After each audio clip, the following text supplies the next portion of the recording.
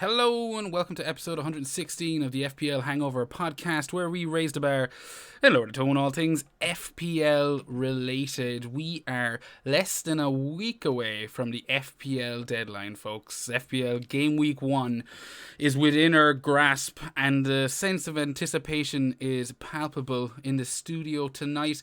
We have got a pretty solid looking show lined up, if I do say so myself. We're going to be looking at all the Game Week 1 fixtures, but kind of giving our final thoughts on, the beginning of the season, and using the Game Week 1 fixtures to structure that. We're also going to be giving our current drafts, and we'll leave that towards the end of the show so you can see where our thoughts are right now and what we're thinking.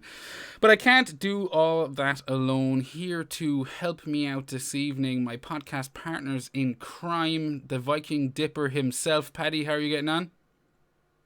It's good to be back, and I'm great, It's good thanks. to have you back, Paddy. And you're not alone. You're alongside Hangover OG Seamus. How are you doing, my friend? Feeling fine. How are you, Not Jer? too bad, not too bad. I'm looking forward to getting this show on the road. We got a load of shit to talk about, but before we do, how have you guys been enjoying the summer? Paddy, I'll throw it to you first. Thank you. It's our first time, the three of us on the show here, so it's like, who goes first? But I've been great. It's been great. It's flying in, but I'm glad to be back now and having a wee look at the fantasy football. Now that we've got you cornered in your brand new studio, which looks fantastic, by the way. Where the fuck were you last week? Thank you. I just had the small thing of a wedding anniversary that I had to attend to. I tried to cancel it, but Come on, man. We expect a bit more commitment. You're full time this season. Yeah, I was trying, but she wouldn't fucking have none of that. Well, you'll need to have a chat with her, I think, and just let her know where your priorities lie. Seamus, how has your summer been? I know we caught up last week, but in general, are you looking forward to the FPL season kicking off?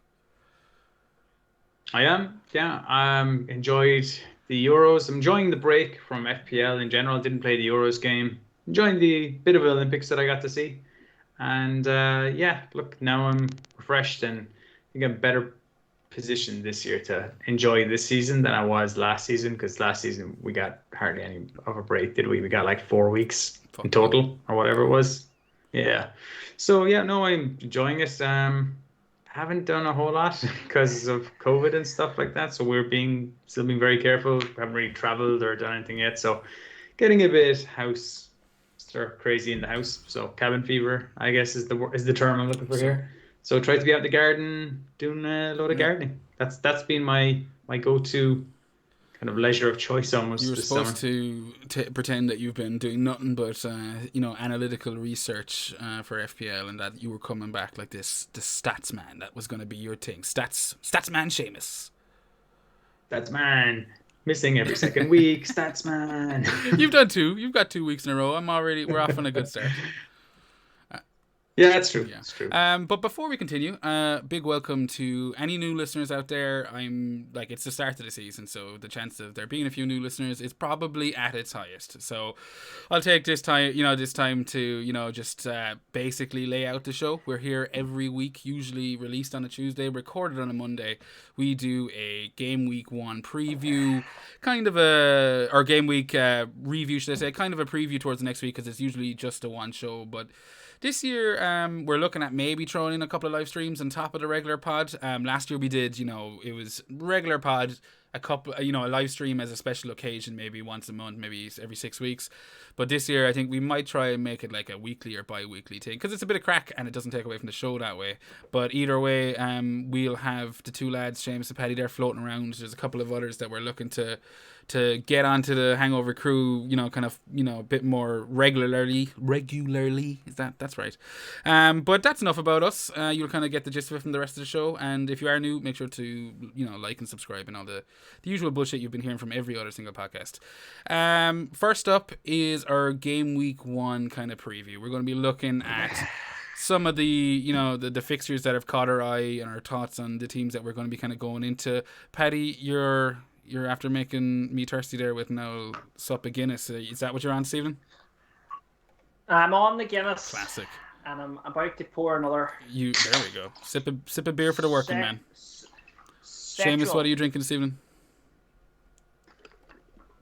I finished my beer now. I was on Birra Moretti, Italian beer, and now I'm on Agua. Agua. I'm afraid. Yeah, finished all my beers, so What's that beer Moretti like? it's nice. Yeah. Is it a craft? No, it's just Italian beer. Oh, yeah. You know Moretti? I know, no, yeah. Yeah. Like I Tom think Moretti. I think he's trying to put you down, Seamus. If it's not craft beer, it doesn't make the show. That's what he's saying. That is not what I'm trying to do. You see, he's trying to fucking force a wedge between us already, Seamus. It's a power play. That's how this is going to work for this season, Paddy. That's what it was. I'm going to say something controversial here. I think I've come to the realization that I'm just not that into craft beer. I think I've tried enough craft beers now that I just not that into them. Jesus Christ. I think I'd rather I think I just like controversial. I think I just like a lager. I think I just like a Heineken or a fucking like a Carlsberg or something like that. I think I prefer that now to some 5%. Whatever chemistry we were going to have, it's fucking out the window. But it is a perfect segue into today's episode sponsors. It's Black's Brewery down in County Cork, I believe. It is County Cork. This is a tropical IPA. No, I'm just taking the piss. I'm drinking a craft beer tonight, Seamus, just because I didn't think anyone was going to ask me. So I wanted to wedge it in there before we moved on. And you know what? I'm happy that you feel comfortable enough to be, that level of honest in this show. Like, I don't care about craft beer. I'm a Heineken man or a Carlsberg man. I'll always associate you with a Carlsberg. Heineken, every pleb drinks that, Yeah, I'm definitely more Carlsberg than Heineken. But yeah, I think if we were in America, I think I'd probably be just a Bud Light drinker or a Coors Light drinker or something like that. He couldn't even fucking say regular Budweiser. Like, he went like Bud Light. No, but that's what I mean. No one drinks Bud Light over here, but that's what I'm thinking. If we were in North Carolina, if this was being recorded in North Carolina, I'd be the guy there picking up some beers. I would just be drinking Bud Light. I don't know why you picked North Carolina, but you did. I love it though. But you know what? You see, when I'm out and I'm in a pub that has no craft beers or anything, and I'm just having a few pints, I do enjoy a Coors Light. Yeah. So let's get all our dirty secrets out of the way today. Is it? Nothing wrong with that. Yeah. Okay. Well, let's bring us back. I'm going to swiftly move out of this craft beer talk because we are over our head right now. We're out of depth, and bring us back to land we know all too well. Fantasy Premier League, and it all kicks off Friday the 13th of August with Brentford versus Arsenal. So as we said at the top of the show, we're going to wait until the end to reveal our teams, but we are going to have a chat about them and what players we're interested in via the fixtures. Brentford versus Arsenal, there's one player that stands out, and I wouldn't say he's been a controversial pick, but he's very highly owned, and there's definitely a conversation to be had about him. That's Mr. Tony himself. Brentford's, star striker. He's up front. Have either of ye considered him, or what are your thoughts on him? Seamus, I'll throw it to you. Definitely considered him because he's getting a lot of hype on FPL Twitter.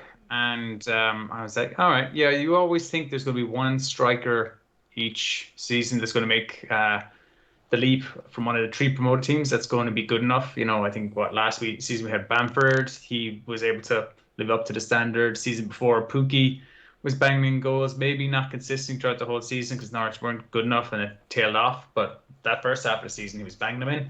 So, yeah, the question is this replicable across the new teams? So, yeah, Brentford were the team that scored the most goals in the Championship last season, and he was their top scorer. I think he's like, what did he have, 28 goals? I don't have the number, but 28 in my head. Yeah, it was huge. May not be 28. Don't quote me on that.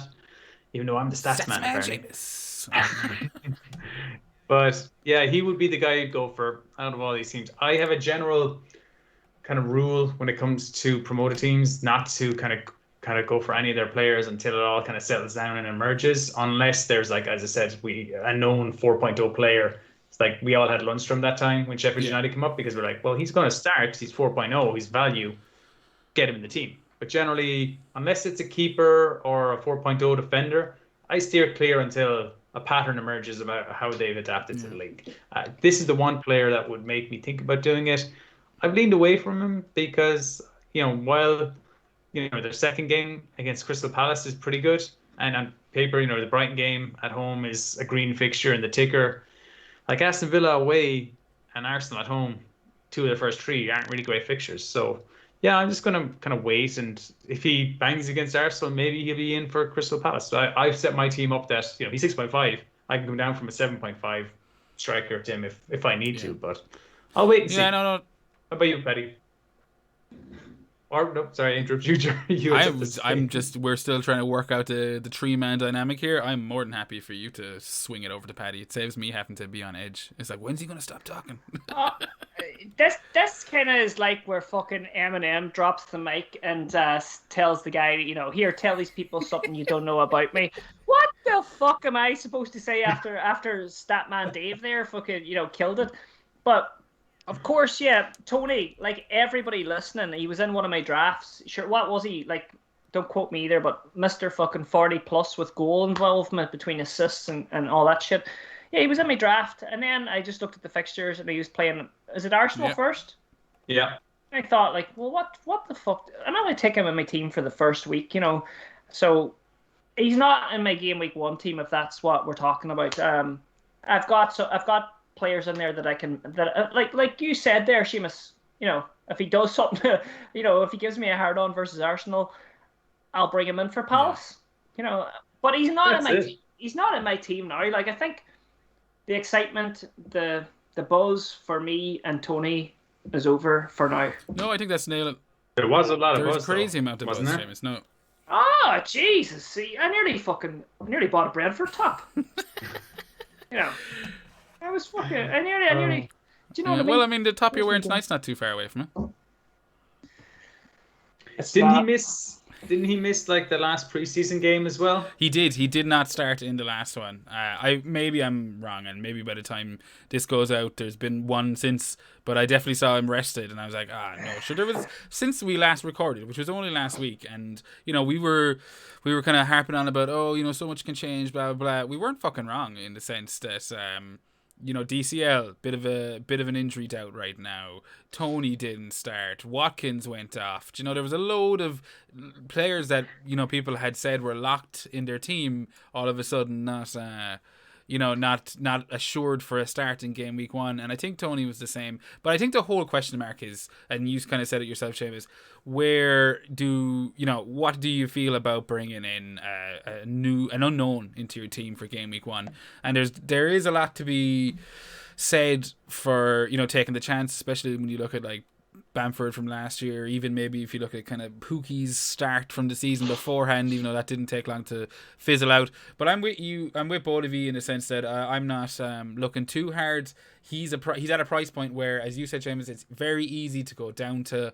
And if you have the likes of an Antonio or a Wilson or like even a DCL, if you still have him in the team, Ings, all that kind of stuff, it is a lot easier to jump down to a 6.5 than it could be to get up to like maybe a different striker. So that's the approach I'm going with.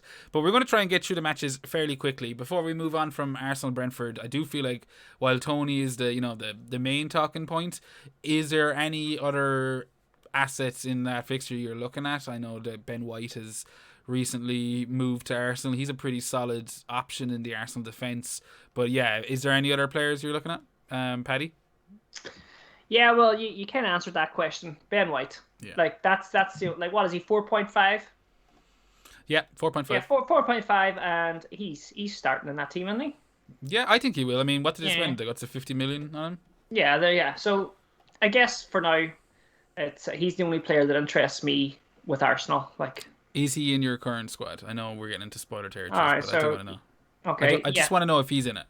He's in it, yes. All right, there we go. I was wondering. Your eyes lit up when I mentioned his name, Paddy. Yeah. What about you, Seamus? Have you any interest in Arsenal assets? I mean, the fixtures are kind of dodge, especially for the first. The first one's grand. Brentford, bit of an unknown, but Chelsea City after that. Are you? I like the fixtures apart from 2 and 3.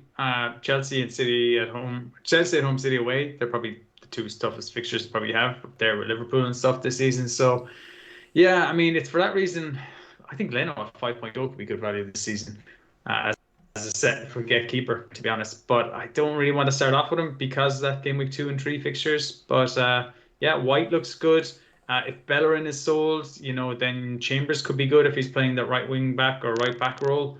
There's a lot of good interesting players there not priced very expensive. Saka 6.5, Smith Rowe 5.5, and Pepe, even Pepe at 7.5 is someone that really interests me if he looks good in the first couple of games. When game week 4 comes around, their fixtures swing really positive. Home game against Norwich, I could see myself bringing in Pepe for that game. Maybe Smith Rowe, maybe Saka comes in at that stage. Let's see how it shakes out. But the forwards, no, Aubameyang 10 million. He showed last season what he's not really up for it. So, did Willock sign for Newcastle? I think He's still in the game with them. Yeah, I think that's I didn't see any confirmation, but the buzz is that that's pretty much done from what I'm seeing. But that would be an interesting option. But those are the only Arsenal players that interest me. But for now, the one most likely to make my game week 1 team would be Ben White, because I could find a player who can have good fixtures game week 2 or 3 and throw them in instead and just bench White for those two. I can't. Yeah, no. Everything you said there it's kind of exactly where I'm leaning myself. I think. Yeah, it's pretty much a wait and see. For me, I do kind of want to get some action on the Friday night, though. I won't lie. Like, is that in your thoughts at all? I mean, it's the kickoff of the season, and I want a bit of, I want someone to root for on Friday night. I hear you, and I want to know, and the people want to know, is Ben White in your team, Seamus? He is. He's in my team as it stands. Yeah, you fucking teased us there, didn't you? He was Hollywooding. I was going to save it. For the team review, but if you want to know, no, he exposed me. So you're getting fucking exposed too. He was Hollywooding. He was Hollywooding. I'm an open book. Yeah, it's interesting with the Leno goalkeeper shout though. I like that. Yeah. But are you not all over that Sanchez hype? He's not. Leno isn't in his team. Don't mind Seamus. It's a good point, but there's not. You're not going to turn around and show us Leno there, Seamus, are you? No, but I'm just pointing out that I think he could be someone to get in your team. Plus, I said the likes of against the likes of Man City and Chelsea, could be making a lot of saves. I just expect them to score and beat Arsenal. So, but I think didn't they have something like the joint third best defense in the Premier League last season? Yeah. This is what I mean. The players are 5.0, 4.5, and they actually. They lost a lot of stupid games and stuff like that, but they actually did quite well from Christmas. And I think, defensively, they're probably underpriced. That's the point I'm trying to make. Yeah, no, that's a good point, Seamus.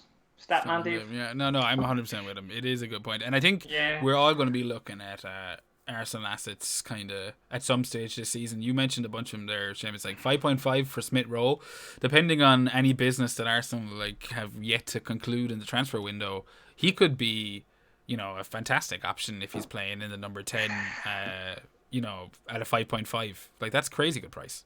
You can imagine in game week 4 a scenario where you're trying to find an extra 2 million by downgrading your third or, downgrading your fourth midfielder, from the 7.5 player, from Greenwood down to Smith Rowe to make up 2 million, which will allow you to go from Havertz up to Son or something like that. Now I finally got him. You're going to find 2 million to to get in, or Lukaku. If Lukaku joins the league for Chelsea, we're all going to want him if he comes. So they're not going to be cheap. So if you need to find it, then if you're saying Smith Rowe started the first 3 games and he's looked good, even though he may not have any assists yet or whatever, fixtures are turning. That's he could be this season's Suchek. Yeah, I like that. I like it too. I mean, Anyway, we're talking about Arsenal way too much. I am interested in maybe Tony for that Friday night game out of anyone, just purely to have some involvement, but I'm trying not to let that sway me. I'm with you. A part of me says don't be stupid, and then the other part of me says but have fun, and I'm like, but having a good rank is You're more going fun, them both. but yeah. I think you're right. We have spoken too much about Brentford and Arsenal, but I do think being the kickoff game, it's going to have a bit of involvement, whether or not it makes sense. But the next game, Saturday 12:30, it's the big one. We're all United fans here. There we go. We're all United fans. I can't wait for this. Yeah. Oh fuck yeah! I can't wait. 12:30 Saturday. Football's back. What a better excuse than Man United's first game of the season than to start drinking at 11 o'clock in the morning. Oh wow! Can't wait! Couple of White Russians for breakfast, but that's gonna have massive FPL involvement in the sense of Fernandez is the big question. We're obviously going to have a chat about it. Bruno, yes, whatever fucking clever little phrase you want to put on it. It's a question that's being had around the place. I do think that it's more, at least in my opinion, the people that are going without Bruno are kind of playing devil's advocate a little bit. I don't see any genuine arguments, and I've yet to see a team without Fernandez, that's blowing my mind. I kind of went, oh look, this is where the money's been reinvested. This is the difference you can make. I haven't really seen a whole lot of that. Maybe that's my own ignorance, but I'd imagine. And again, I suppose we're giving spoilers out for the end of the show, but I guess it means we don't have to spend as long with our drafts. All three of us, Fernandez in the team. Yes, Fernandez. Bruno, yes. We got a shot and we got a yes. There we go. Yeah, no, exactly. So we're all biased towards the Bruno. There you go. So I don't think we need to discuss it much more than that. We know what he's capable of. We know what he did last year. And yeah, I think like top point scorer, that shouldn't be that much of a question. Fucking melt if you don't have Bruno in your team. Especially if you're a United fan. Like, you don't want to be watching United's first game of the season and not having Fernandez in your team. You're like, fuck that. But Jared, he's not even like the most owned Man United player in the game so far this season. He isn't, and that's a good point, Seamus, because I'm guessing you're segueing into the most owned Man United player in the game and one of the highest owned FPL assets about, Mr. Luke Shaw. In the world. Yeah, Luke Shaw. Mr. Luke Shaw. I mean, look, he had a great Euros. Scored a goal in the European Championship final. Had a great second half of last season. What did he end up with? I'm just going to check his stats here. I think it's like 2 goals, 1 goal, 5 assists last year. Still not amazing. He's only got 2 goals in his Premier League career so far. People are kind of throwing that in his face, going, "Oh, he's got 2 goals and I'm going to count it up here, 16 assists in however many seasons." That's rubbish. Just get someone else.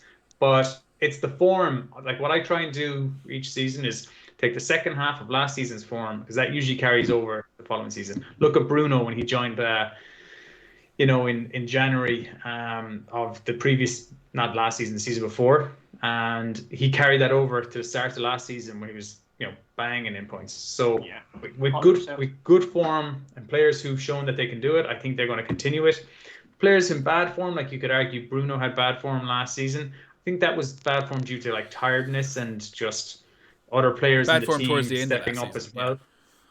Yeah. Towards the end of last season, bad form in terms of overall play, and he just looked knackered. Wasn't he terrible. Just it wasn't great. Seamus, Luke Shaw believes he's Luke Shaw. He's the best left back in the world right now. Paddy. But last season, his attacking stats and on chances created were like the best in Europe. For any defender for like several months there. So he was just creating chances that weren't being put away. And I think with Cavani there, this is a player who was in several of my drafts. He's not currently in my team right now, Cavani. But I was really interested. If I could get assurances that Cavani was fit to start game week 1, I think I'd have him on my team. Yeah, love that. Risk.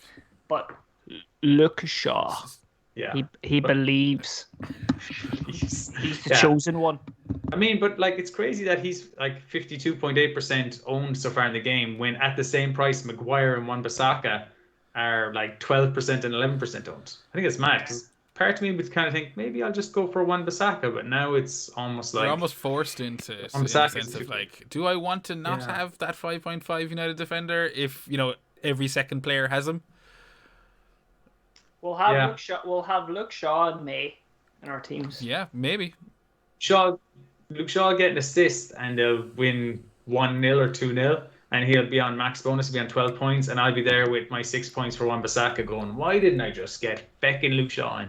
But yeah, who knows? Maguire scored in pre-season, so he's always good for a header. Yeah. Wait till Varane scores a goal in the opening game. Yeah, has he even been priced up yet? This is the thing. He won't be there for the opening game as well. Yeah, no, I know. You got to take into account. But Leeds isn't the game. Of their opening few games, that the Leeds game is not the game I'm expecting to get a clean sheet in. Southampton and Wolves away, Newcastle at home. Those 3, I could see 3 clean sheets potentially. Now, obviously not necessarily, but Southampton selling Danny Ings, where their goals going to come from? Wolves. Obafemi, of course. We don't know the extent. Yeah, maybe my bench player is going to start banging in goals. But I mean, Boys, Obafemi, that third striker, I'm assuming is just going to do what Brian Brewster did last season, which is 1 point each week. Yeah, I mean, I'd take it. I had my own. What would you say, Paddy? Will you fucking stop playing with the microphone? You're over there, and you just. sorry. Sorry, I just love I know it. it's your new studio. But- You don't. It's but all you- new toys you to know- you right now. Yeah, it's all new. I'm all just there looking around me in my own house. But you know what? The way we're all like giving Shaw all this fucking mad love, and rightly so. Like, is anyone thinking about Sancho? I've seen Sancho in a few teams. Before we move over to Leeds, No, that's. I just want to bring it back to there's- United Leeds. Yeah, no, it's a good question. There's other United assets there like Sancho. We haven't mentioned Greenwood. Obviously Rashford is out injured, so we're not going to mention him. You just mentioned Greenwood. I think even though we weren't doing a drunk tank this evening, we did actually get a question on Greenwood. One of the people on the Twitter sphere basically got onto us and they asked us. It was Nuclear, of course. Nuclear Adams at Particle Impact. He said, if questions are taken, can Greenwood cover Bruno since he is playing as a striker? So can Greenwood cover Bruno? I mean, straight up for me, no beating around the bush, not at all. But what about Paddy? Do you think that's an option? No, because I come here. I just want players that are guaranteed 90 minutes, and I just don't think Greenwood's getting guaranteed 90 minutes. He's going to be sharing time probably with Cavani and probably Sancho. Martial, if he's still there. Fucking there you go. Forgot about that wanker. But nah, straight up no. No, it's a no for me too. Yeah, I like Fernandes is going to end up with 200 plus points this season. Now, whether he gets 300 points because he's a great season, or 250 points because he's a great season, or he just scrapes 200 points, he'll get 200 points this year. I'm sure of it. So, like, Greenwood's not going to get that. I mean, Greenwood could end up with like 150 if he's a great season. He's 5 million no, cheaper. it's not going to happen. So, I mean, we wouldn't be judging him on that bar, I don't think. Yeah, but his question was, can he cover Fernandes? Like, if you're looking for coverage with that, no, you're going to have to cover with Greenwood and Cavani or something like that. You're looking at getting multiple players in there. Could Sancho cover him? Potentially, if Sancho plays, as good as we hope he does. But that's a wait and see. As I said, new players to the league. I'm happy to wait a while, and I don't think Sancho is going to be ready for game week 1. Lingard got coronavirus this week, didn't he? So he's not going to make game week 1. So you're looking at probably Cavani's only returned to training this week as well. And he didn't play in the friendly the other day. So you're probably looking at Martial starting up front, Greenwood on the right, Pogba maybe on the left, or Matt. I don't know. It's hard to say. I'm trying to figure out what the team is. I think James will play game week 1. But I think Greenwood will start the first couple of games, and then we'll see, because I think Cavani will be their number 9. He will be starting. And I'd love to have him. If I heard he was ready and going to start game week 1, I'd have him in, because I think I said it last week, I think he's going to have 2-3 goals in the first 2 or 3 games. So I assume we all have Fernandes in our team. We already said we did. What about Shaw? How many of us here are starting with Shaw? Have we got a hand up from Paddy? Seamus? Yeah, hand up here, but not nailed. Like if I need I'll to, be honest with you, it was Dini's, it was the match during the week. I just went Dini at the Shaw. I didn't have Shaw until this week, and then I saw him pass the 50% ownership mark, and I went, why am I starting with an Everton defender when I can start with a United defender? Yeah. Did the ownership sway? It did a little bit, in the sense that it wouldn't have taken much anyway. I was very much on the fence. I was kind of feeling like I was playing. It helped. I was like, oh, okay, well then at least I'd rather be, looking at him than for him in a couple of weeks. But I think that's we covered United. I mean, it's kind of we covered Man United. My apologies. Yeah. But not we have Leeds not United. covered Leeds United. Because Leeds fans would give out that you were calling them United in this fixture. Yeah, well, I guess it's lose-lose, I mean, if there's even a Leeds fan listening to this, fair play to you, But, we looking at Leeds, I've brought up Rafael Diaz-Belloli, otherwise known as Rafinha. Just realised that's what he's down as his full name in FPL. Did not know that. But he's kind of one of the big talking points. We talked about him a little bit last week. I know he is sitting in my team at the moment. More so because I just think it's a transfer wait. It was going to be a transfer kind of waiting to happen. I do kind of want him in my team, so I was like, fuck it, just go for the first one, even if I don't expect much of returns from the United game. But the thing that's kind of flying around in my mind, and maybe I'm overthinking it, is Harrison. He's coming in at 5 million cheaper, and yeah. What are you guys' thoughts on the Leeds wingers, Rafinha, Harrison, Seamus?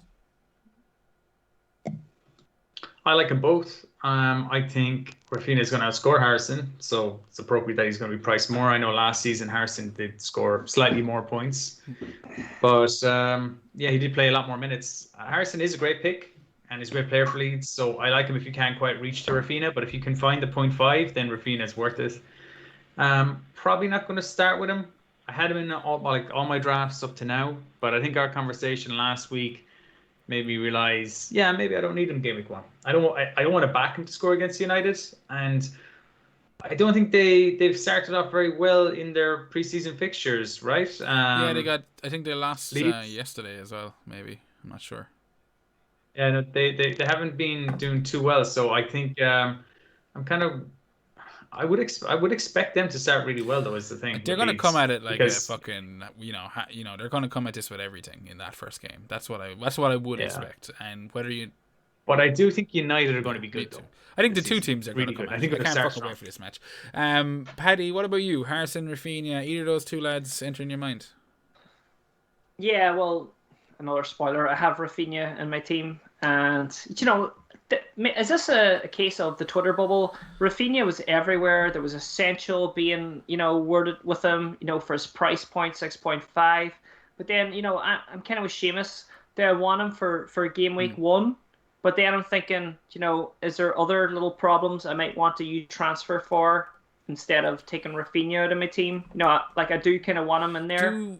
Do you think, Paddy, that is it like, would you be comfortable putting Rafinha on the bench? Say you had him and you're like, I don't want to play him in game week 1, but they've got Everton, Burnley, Liverpool, Newcastle, West Ham, Watford. You think if you have him, you play him? Yeah, he's going to be playing in my team. I'm even thinking about a 4-3-3 and it's Rafinha. What about you, McCarthy? Rafinha, is it? He was my third. He's in my. So that's all three of us. We have him as well. No, he was. No, I'm saying he was my third. He's not anymore. I've taken him out. But right now I have no Leeds players in my team. But I can see a scenario by game week 5 I could have 3 of them in there. Because in defence, Ayling interests me very much so. I think Mesley is probably. I know I mentioned Leno earlier, but I think Mesley is probably the best 5.0 million keeper in the game. Yeah. To be honest, because he's going to get a lot of saves too, just by virtue of the way Leeds play. Rafinha, Harrison are great options. I still think Dallas is still priced so low that he probably still provides value. I still think he's going to come up with goals assists, but without the clean sheets. Being moved to left back. That's happened in like 3 of the last. No, but they've got a new left back here now, so I think he's going to start. But this new left back, Firpo, he's maybe very good too, so he could be one to watch. So as I said, if he looks class, then might go for him over Ayling. It might be worth the 0.5. But the last season's top goal scorer for Leeds, Bamford, he's the guy I can easily see when the fixtures swing. I'm going to want them. Rodrigo as well was very good when he came on in spells last season. Didn't get to a whole lot of minutes. Still end up with 7 goals, 4 assists. Could easily see myself looking at him as well. He could prove great value. So yeah, right now no, but I will definitely start I'll be bringing them in. But who?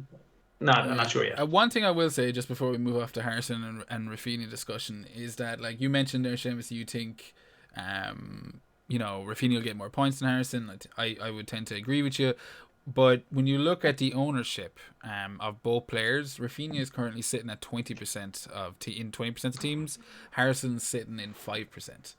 Like, is that? Do you think, like, if you were looking for that kind of cheeky? Not cheeky, but he's clearly a differential in the sense of only 5%, 5.4% owned at the moment, 5 million cheaper, like that. I think that's it's definitely something in his on his side of things that that's kind of what's making me consider Harrison over Rafinha. Is like, if I'm benching him, I'm happier to bench a 6 million midfielder. He is way more lowly owned. You think that's anything worth considering, or is that just you wouldn't look at ownership right now? Seamus. I'm not looking to try and find those differentials in game week 1. You're kind of like, it's like, oh, it's a bit of a differential kind of, on the rest of the crowd. It's like, yeah, that's maybe for something I look at from game week 20 onwards. Like, but right now it's all about points. I'm not looking to try and steal a march over people by going the sneaky route, because game week 1 it goes the other way too. If 50% of people have Shaw and you've got Wan-Bissaka, like I mentioned earlier, or if you have Harrison instead of Rafinha and Rafinha does the business, then you're chasing automatically. No, So no, I don't think I think not looking for it. Then just go with. I think Rafinha. They're both underpriced. I think because I think Harrison probably should be 6.5, but I think Rafinha should probably be 7.5. No, that's fair enough. I mean, I know what you're saying. When I meant differential, I kind of meant in the sense that when I start an FPL season, I kind of like to have, I'll stick to the template. Don't fear the template. We said it last week, but I'd like to have one or two players that I think are, I don't say stabs in the dark, but a little bit kind of punty in the sense of, maybe Harrison just gets the assist and Rafinha gets the double digit haul, but how much sweeter is it when you've went against the grain? You went fuck Rafinha or fuck your 20% own player. I'm going with the 5% guy, and he's just playing at the other side of the pitch. But I get what you're saying, and I won't dwell on it too long. But Paddy, you look like you have something to add there. Yeah, no, but I mean, like, I agree with everything Shiva says there, but I also think, that's a good point. Is it a million difference? 0.5, 6 to... Or, it's only 0.5, is it? Well, maybe that, yeah. Well, maybe that 0.5 helps you, push a little bit more into your squad depth. Maybe turns Havertz into... That'd be one way to look at it. Yeah, something like that. Yeah, no, I know what you're saying. But it's only 0.5, so yeah. I don't know. Before we move away from Leeds and Man United, I do want to touch. I mean, I think it's unfair to not mention Paddy B, Mr. Bamford. He had a very good season last year. 17 goals, 11 assists. For his first proper season in the Premier League. I think everyone had written him off before he started, and even the Leeds fans wrote him off. And he really fucking shut up a few people last week. He's got a couple in the preseason. He's scored a few. Is there anything to be said from 8 million guaranteed to start? Leeds are always going to be kind of attacking. I know the fixtures aren't much, but is it just there's too many options around that price point? Or Paddy, have you looked at them at all, or what's the story? I looked at him, but again, it's I'm looking at fixtures. I'm not really, I see more value in other strikers for the fixtures, the first couple of fixtures. So that's the only reason. And with the strikers I have, I can move to him quite easily if he decides to turn into fair Messi. Enough. Seamus, any thoughts on Bamford? I just don't want to back him to score against United, but he'll definitely be my team at some stage of the season, I'm sure, because I know Leeds will score goals. The Everton one in game week 2 is down as kind of a red fixture in the ticker, so you have a tendency to think of it like, oh, that's a hard fixture. But is it? Because Everton were terrible away from home last season, weren't they? Or was it terrible at home? No, I think it was terrible at home. Away from home, they were fine. I think it was at home. Is that it? Shocking. Yeah. Oh, okay. Yeah, I don't know. It depends how good Rafa Benitez has them. But yeah, I don't know. When I saw they lost a few preseason games, I think they lost 2 games in a row to Ajax and stuff like that. I was like, are they ready yet or something like that? It's kind of just a wait and see. Is the only way I would put it. I will have them. I just don't know how soon I want them. If they look class against United, I could be like screw the fixture and have them in for Everton. Yeah. But at the minute, I just think there's a few other teams with slightly better fixtures in the forwards that is just the reason I haven't got them. Yeah, no. You just know someone will have Tony, Pookie, and Bamford for game week 1. They'll fucking explode. Yeah, United get hammered by Leeds in the first game of the season. United, Arsenal, and Liverpool all fucking stuff. But it's the same old question each year. You got to look at form and fixtures, and there's no form at the minute, so we can only go by fixtures. So that's why, he's not in the team. Yeah, same. And speaking of fixtures, I have anyone who's watching this on YouTube, subscribe. Make sure, or you can see I've got the fixtures ticker from the Fantasy Football Scout website. I was using it last year. I'm still using it this year. It's my go-to fixtures list.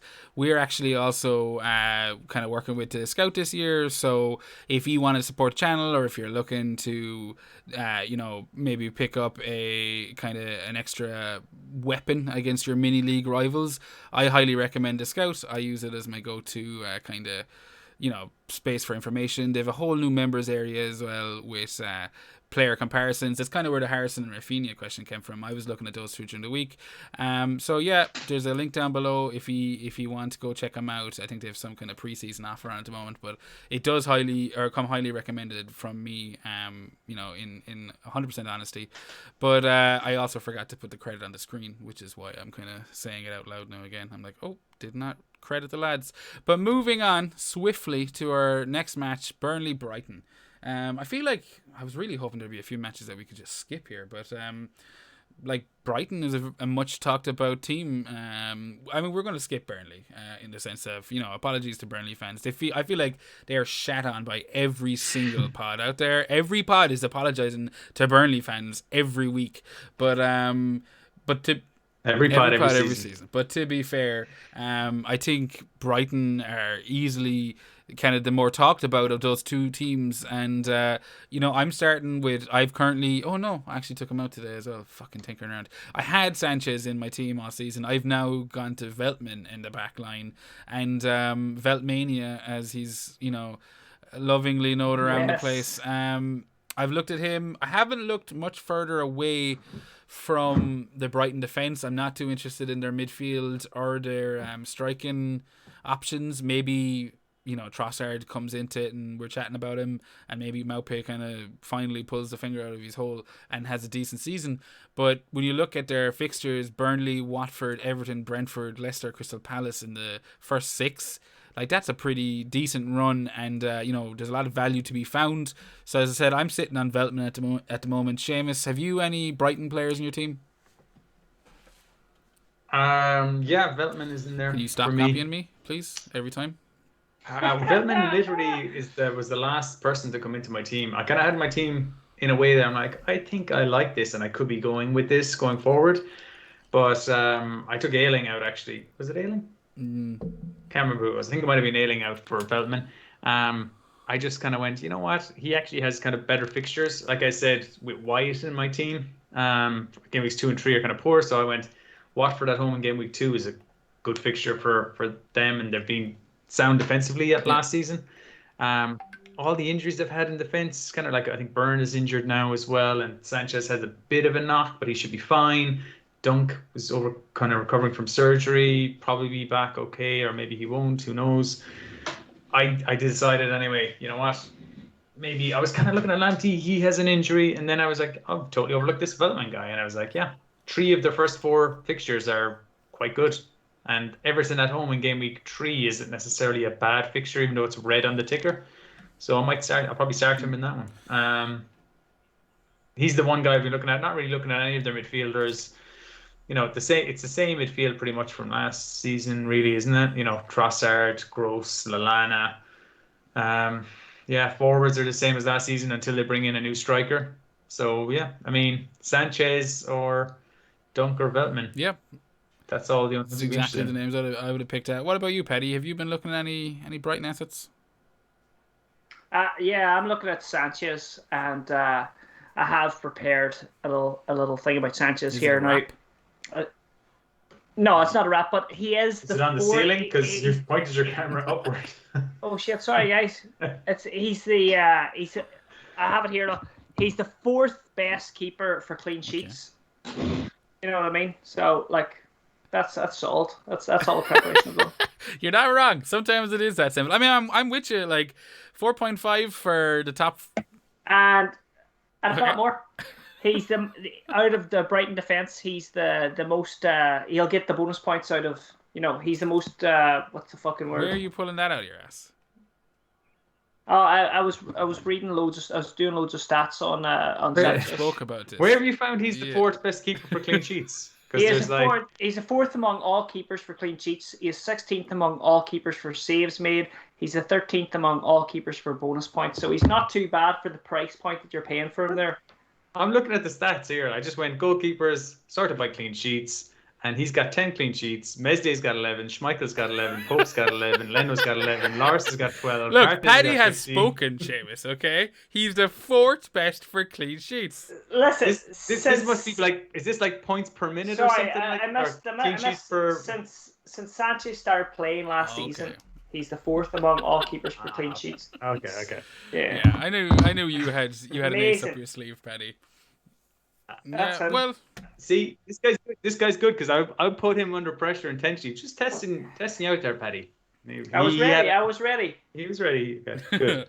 But okay, so you looking at Sanchez, we're all about talking about development. I think as you say, we've kind of covered the values there for Brighton. The fixtures are there for Brighton, and a very easy kind of team to jump into. It is also worth noting that from my recollection, now this could be a Paddy fact. There we go, coined it. But maybe yeah. maybe just maybe Leeds and Brighton rotate pretty well. So the fixture list is on the front, so I should be able to look at it, and in general they kind of do. But they both offer really cheap. So yeah, I think that's enough of Brighton. Next up, we've got the Chelsea Crystal Palace match. Now this match is actually interesting because it's a question mark. Chelsea have obviously Champions League winners. Everyone's touting them to have a great season, and they're just strengthening their squad with the likes of Lukaku signing and all that kind of shit. So of course people are talking about Chelsea, but kind of a nightmare start with the exception of that Palace match. Arsenal, Liverpool, Spurs, and City following in the next 5 matches. That's 4 of them.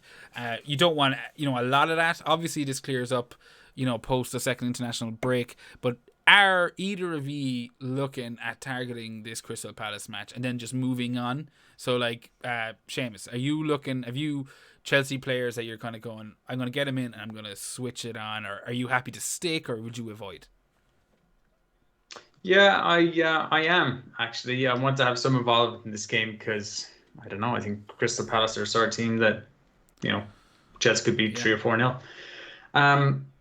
If they do sign Lukaku, and it looks like it's kind of pretty much agreed, he, presumably won't be ready for this.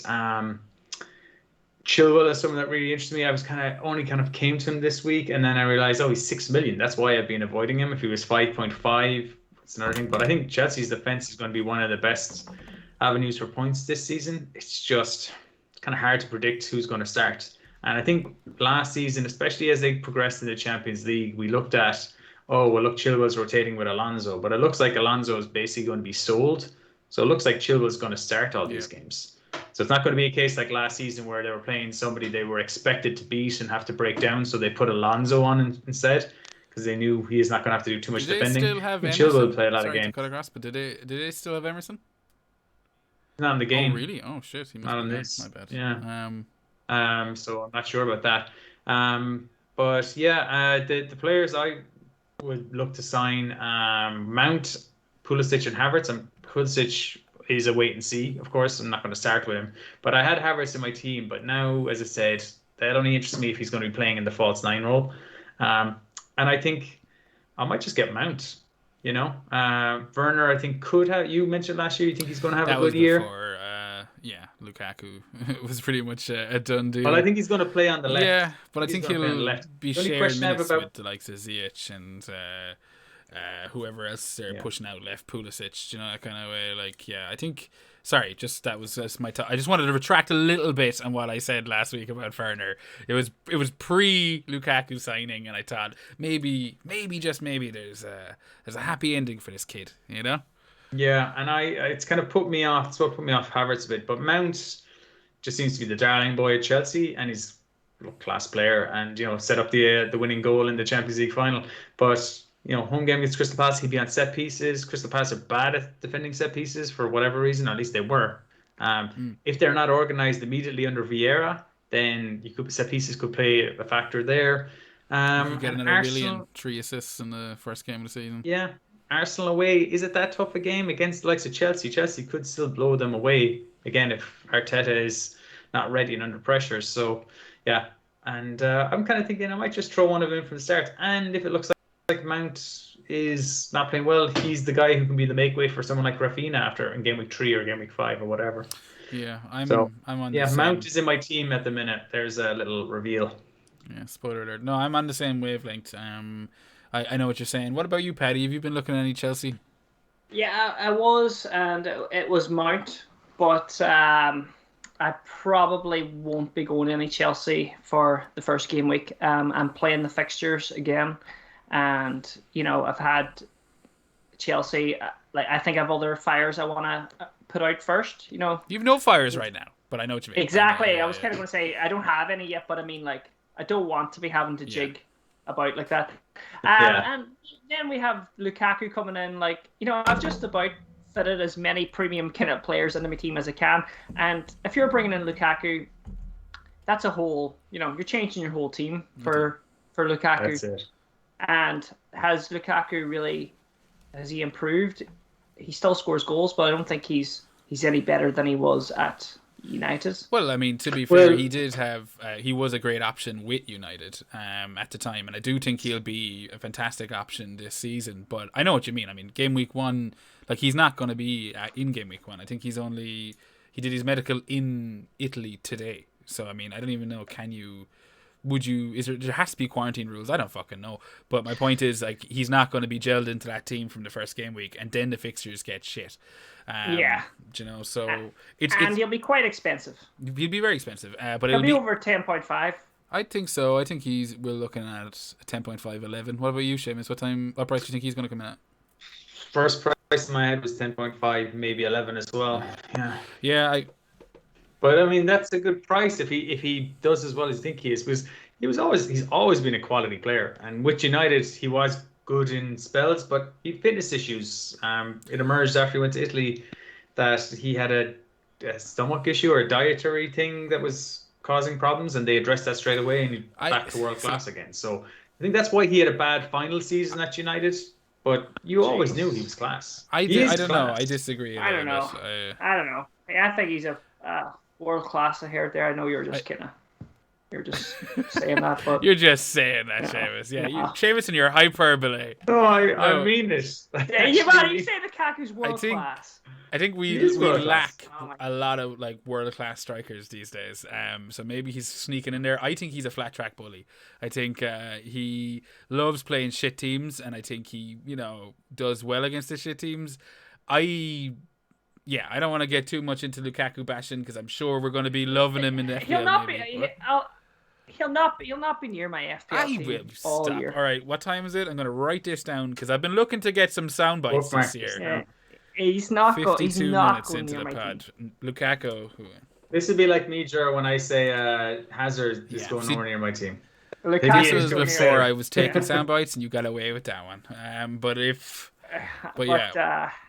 If anyone's, I think, is value in the Chelsea team, it's Mason Mount. But again, I want to say, for me, Chelsea I'm feeling they're going to be a wee bit pep roulette this season. So for that, it's a no for me, Simon. I totally see that, and that's the main reason why I've been avoiding them. But I just feel like I can't totally avoid these lads, and I don't think, as I said, I think Mount is a bit of a darling for the team, so I can see him, starting at least 3 of the first 4. But maybe with, if Lukaku comes in, maybe it does rip it up. Maybe Havertz drops deeper and Mount is out of the team. I don't know. So look, it gives me. I know what you're saying. You don't want to book in transfers, and either do I. But this is the one area where I'm taking a little bit of a risk in my team, I think, and I think there's a high upside to it.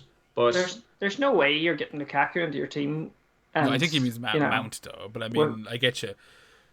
No, but I mean, like, how are you going to get Lukaku? I'm just talking in general. Like, how are you going to get Lukaku into your team and have Salah and Bruno? You have Bruno or Salah. Well, I mean, we'll get on to the current drafts. I've got a couple of premium. Yeah, there's not a jigging. I can't explain how I do it without. I'm not talking about you, even James. But I've seen people saying as soon as Lukaku signed, he's going into my team like he's the fucking messiah of FPL. It's like donkey.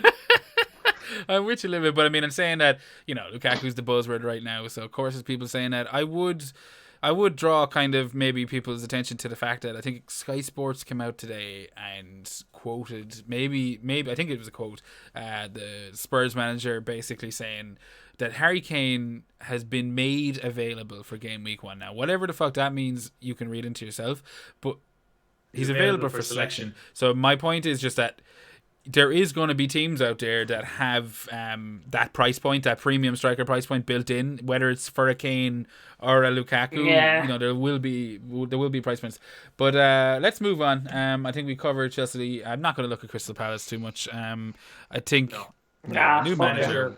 Avoid new manager. Wait and see. Maybe as the season goes on, you might want someone in there, but not for now. Everton, Southampton. Then again, I think we can just completely skip Southampton here. I don't know about you guys, and I know there's like that 4 million Livramento option, but I mean, we can talk about him if it ever comes to be. But Everton, like, I think a lot of people went quiet on Everton after United smashed them during the week. I know it was only a friendly and it means nothing, but to see Pickford going back to his roots and absolutely fucking up that pass back, I think it was Dini's pass back as well, I'm not sure, and then DCL to not be starting, it did not inspire a lot of hope in Everton assets. So I've jumped off both of them. I had Dini and DCL in my team up to this week, and I've jumped off both of them now for whatever you'll see later on. But what about you, Paddy? Have you any Everton sitting in your team right now? Yeah, I have 2 Evertonians in the team right now. Look, come here. I know I don't read into friendlies too much. You know what? I kind of don't even watch them. But I mean, like it is, and what you've just said. Like, of course you pick up who watches them, Paddy. You pick up. Watch them. No, I know you pick up bits of information there. Like, but no, I'm not going to read into too much to it. I'm going to keep Digne, and I'm going to, unless DCL's injury is, he's not going to be there for game week 1. I'm going to keep him. Like that. Like literally 5 days ago would have been the template, not using that in a negative term, but the template kind of team. What about you, Seamus? What about any Everton sitting in your team right now? I mean, they've got a decent run of fixtures. Just to clarify, Southampton, Leeds, Brighton, Burnley, Villa, and Norwich all in the first 6. But you've still got Dini sitting there. Yeah, I got Luka Dean in there. That could become someone like Kufal or maybe Cresswell if I.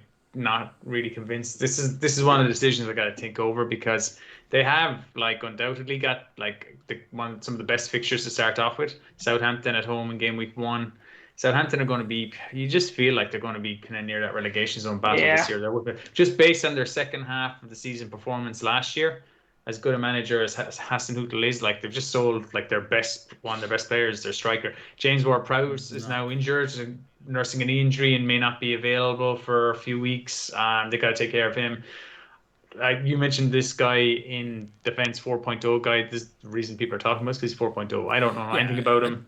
Yeah, they really trailed off performance-wise last year. I'm not going to have any of them, but that's why game week 1, that looks like the prime whipping boy fixture. Yeah. So I'm kind of tempted to keep Dean in for that. Chelsea is Leeds the whipping boy feature, but I know what you mean. Sorry, I'm just being pedantic. Yeah. I mean, one of them, but then they've got, Leeds were really good defensively as the season, like second half of last season. So are Brighton, Burnley at home are often quite tight. So you could make an argument that they're not as easy as they look on paper, but Leeds bad at defending set pieces. Dean takes a lot of set pieces, especially with Gylfi Sigurdsson out of the team, and James not really fit enough to start every game and stuff like that. So I may still persevere with him, but he could become a West Ham defender or an Aston Villa defender. No one else in midfield strikes, like I said, strikes any interest, because James is just too injury prone. And Richarlison's at the Olympics. Can't have him in game week 1, so that's him out. Calvert-Lewin has a knock, so as soon as that happened, I changed him out of my team, and he's now Danny Ings. Spoiler alert. I mean, I agree with what both of you have said there. Everton, like, you've got 2 in, Paddy. Seamus, you've 1. I had both myself, and I think between now and the Friday deadline, I could go back to having 1. I think the DCL thing will be worth monitoring, in the sense that if he's cleared, I could look at him again. But I'm seeing Danny Ings and Antonio fast, becoming the main two forwards, the most common forwards among the teams. Yeah. But we'll have to keep an eye on that one throughout the week and just see, what is the state of DCL's injury status. I'll say this though, DCL was like at the start of the season the number one striker pick, I thought, because I was like fixture wise, it was like he's going to start off on fire. So I don't know. Do we know what his injury is? Like, is it a hamstring injury? Is it a... Yeah, he should be fine. Yeah, almost. He may find his way back into my team. Like historically, this is what I've heard. I've no stats to back it up, but I've heard Benitez teams apparently start seasons very well. They're very cross from the wing focus, so that bodes well for Dean. Bodes well for Calvert-Lewin, and if they start well with good fixtures, putting in crosses, those are the two players you'd want to have in your team. So I'll keep an open mind, but I wasn't impressed with their performance against United. And it's worth noting as well, lads, that Vestergaard is their best centre back, is like on the move as well. Oh, really? Is he? Yeah, I think he might be on the move to Leicester. So I don't know if that's a done. Selling Vestergaard as well. I think they're definitely a relegation fodder if he goes as well. Yeah. So no, don't quote me on that, but if you look into it, I think Leicester are looking at him, which makes Aramarte. Is that his name? Aramarte, or whatever the fuck he's called. Another player to kind of cross off. But no, it's something to look into as well. I definitely think Southampton, they lose him, they've lost Ings. That's a perfect segue, Paddy. You made there for Leicester. They've lost their soul. Fixture. Yeah, there you go. They've lost their soul. They're gone. And that's your quote. Southampton have lost their soul. Moving on to, I don't know if they have a soul, but they definitely have a Charity Shield, Community Shield fucking trophy in their cabinet after the weekend. And then FA Cup. There we go. Leicester City, the ne'er-do-wells of the last couple of Premier League seasons, in the sense of just getting pipped for those Champions League spots. They have a Wolves fixture at 3 p.m. on the Saturday, and I think the Charity Shield victory over City, Leicester in general, the fact that their price points are all relatively budget friendly, they've definitely caught my eye a little bit. For myself, to be honest with you, I think I wasn't looking. I had an eye on him, but I wasn't overly concerned until I was watching the Charity Shield match, and then of course Mr. Harvey Barnes, kind of. I think he stood out for that Leicester team in the sense that he just looked so attacking. He still looked a bit raw, or a little bit rusty, we'll say. But in terms of like offering a 7 million direct attacking threat for a team that will be challenging for top four, he's he was my kind of the one that I've been threatening to put in and out of my team since, and that Wolves match might be something I look to target. Seamus, have you any thoughts, or have you been looking at any Leicester assets? No, not really. They're one of those teams that I don't know what way they're going to line up. I mean, the one player I was looking at was Iheanacho. If I thought he was going to start, if he was guaranteed minutes, he'd be straight in. Because the fixtures actually are pretty good, game week 1, game week 3. Yeah, game week 4 against Man City is no good, but that West Ham game even isn't a terrible game. I could imagine a couple of goals in there, but game week 4 Man City, who's going to start? Beat City in the FA Cup and the Charity Shield. I know the fucking Charity Shield's not much to write home about, but and they beat him last season in the league as well. Like, so yeah, that's a good point. I mean, but like Iheanacho didn't start against Man City in the Charity Shield, so I know he came on and scored a penalty. They've got this new striker Daka. There's a bit too much flux there. If I knew Barnes was starting, Barnes would be the player I'd want. Like, you're afraid he'll go to a 2 up top, is it? Mike Tielemans. Yeah, I kind of am. And like, Barnes is interesting. He definitely is interesting. And look, I've got 2 7.5 midfielders in my team, and one of those could become Barnes if Barnes starts the season on fire, because he was, until his injury last year, was definitely the most exciting player in the Leicester team. And he only ended up with like 7 points less than Maddison and Tielemans. Missed most and of the, he missed a lot of the season. Yeah. I suppose Madison's a good bit too, but yeah, no, he's the one who looks like he's adding goals to his game. Well, I think like he That's had 9 powerful, goals so. last year.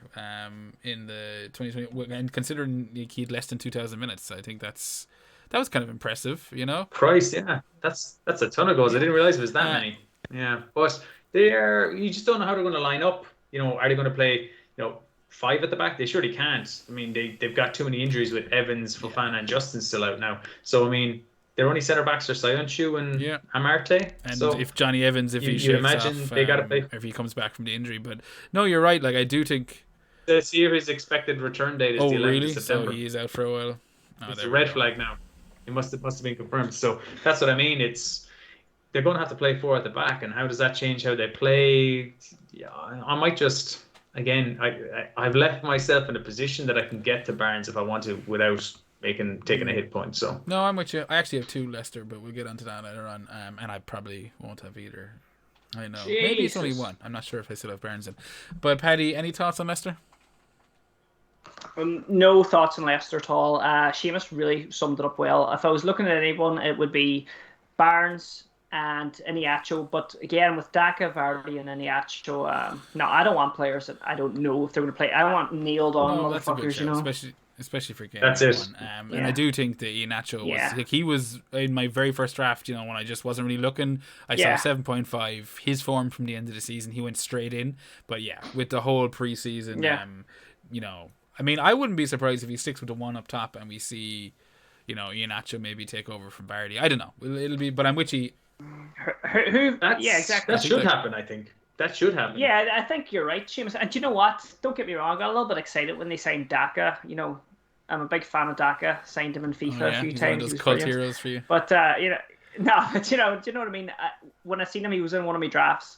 He is like he's like he looks fucking lightning. But no, he looks lightning. But not for FPL. At least not for now, anyway. Not yet. Let's see how. Okay, that brings us. We've only got 4 matches left, and we will bait through the drafts. But Watford, Aston Villa. Again, I think Watford. We could sum it up with a 4 million, or not a 4 million, but a 4.5 million goalkeeper that people are looking at. I know I've currently switched from Sanchez to Backman. I quite like I feel like Foster could legitimately end up as a starting keeper for them. It's kind of why I've went to Watford, because at least that way I've got to handcuff the 2 of them. But outside of the 4.5 keeper, 6 million Sarr looks quite decent in the sense of like he could offer value, and their fixtures aren't too bad, but in general no Watford in my team right now. Paddy, have you any interest in Watford? I have Backman as like kind of a rotating goalkeeper with Sanchez. So you've got 2 4.5 keepers. They go hand in hand. Okay. Yeah, I have, and like you said there, what do you call him? Sarr. Midfielder. Sarr. Just 0.5 too much for me, but that's the only other player at the moment we're looking. I see a few people will try Deeney, but nah, I'm not looking at Watford, guys. I mean, Villa, Brighton, Tottenham, Wolves, Norwich, Newcastle, even Leeds in 7. They're not fixtures to be sniffed at. Seamus, what about you? No, fixtures are pretty good. So I've gone with Backman in goal as well. I switched over from Sanchez last week, just because I was getting a small bit concerned about Brighton's ability to keep clean sheets. But I feel a bit more confident that I went with Veltman, but that's a different story. I just think if you're going to go for defenders like for 8.5, you get both your keepers there. That's what you want in a goalkeeper combination, regardless of the team. They're going to have to make a lot of saves. So Backman gets dropped, for example. Foster comes in, and I don't have to waste a transfer on a goalkeeper. That's more appealing than going for one of their 4.5 million defenders, who I don't know is really going to start. May not be getting a lot of attacking returns. And Sarr is the only outfield player. We've seen a lot of these players already because they were in the league a couple of seasons ago. But Sarr is the one player who I remember from that time who looked interesting. Deeney is another year older.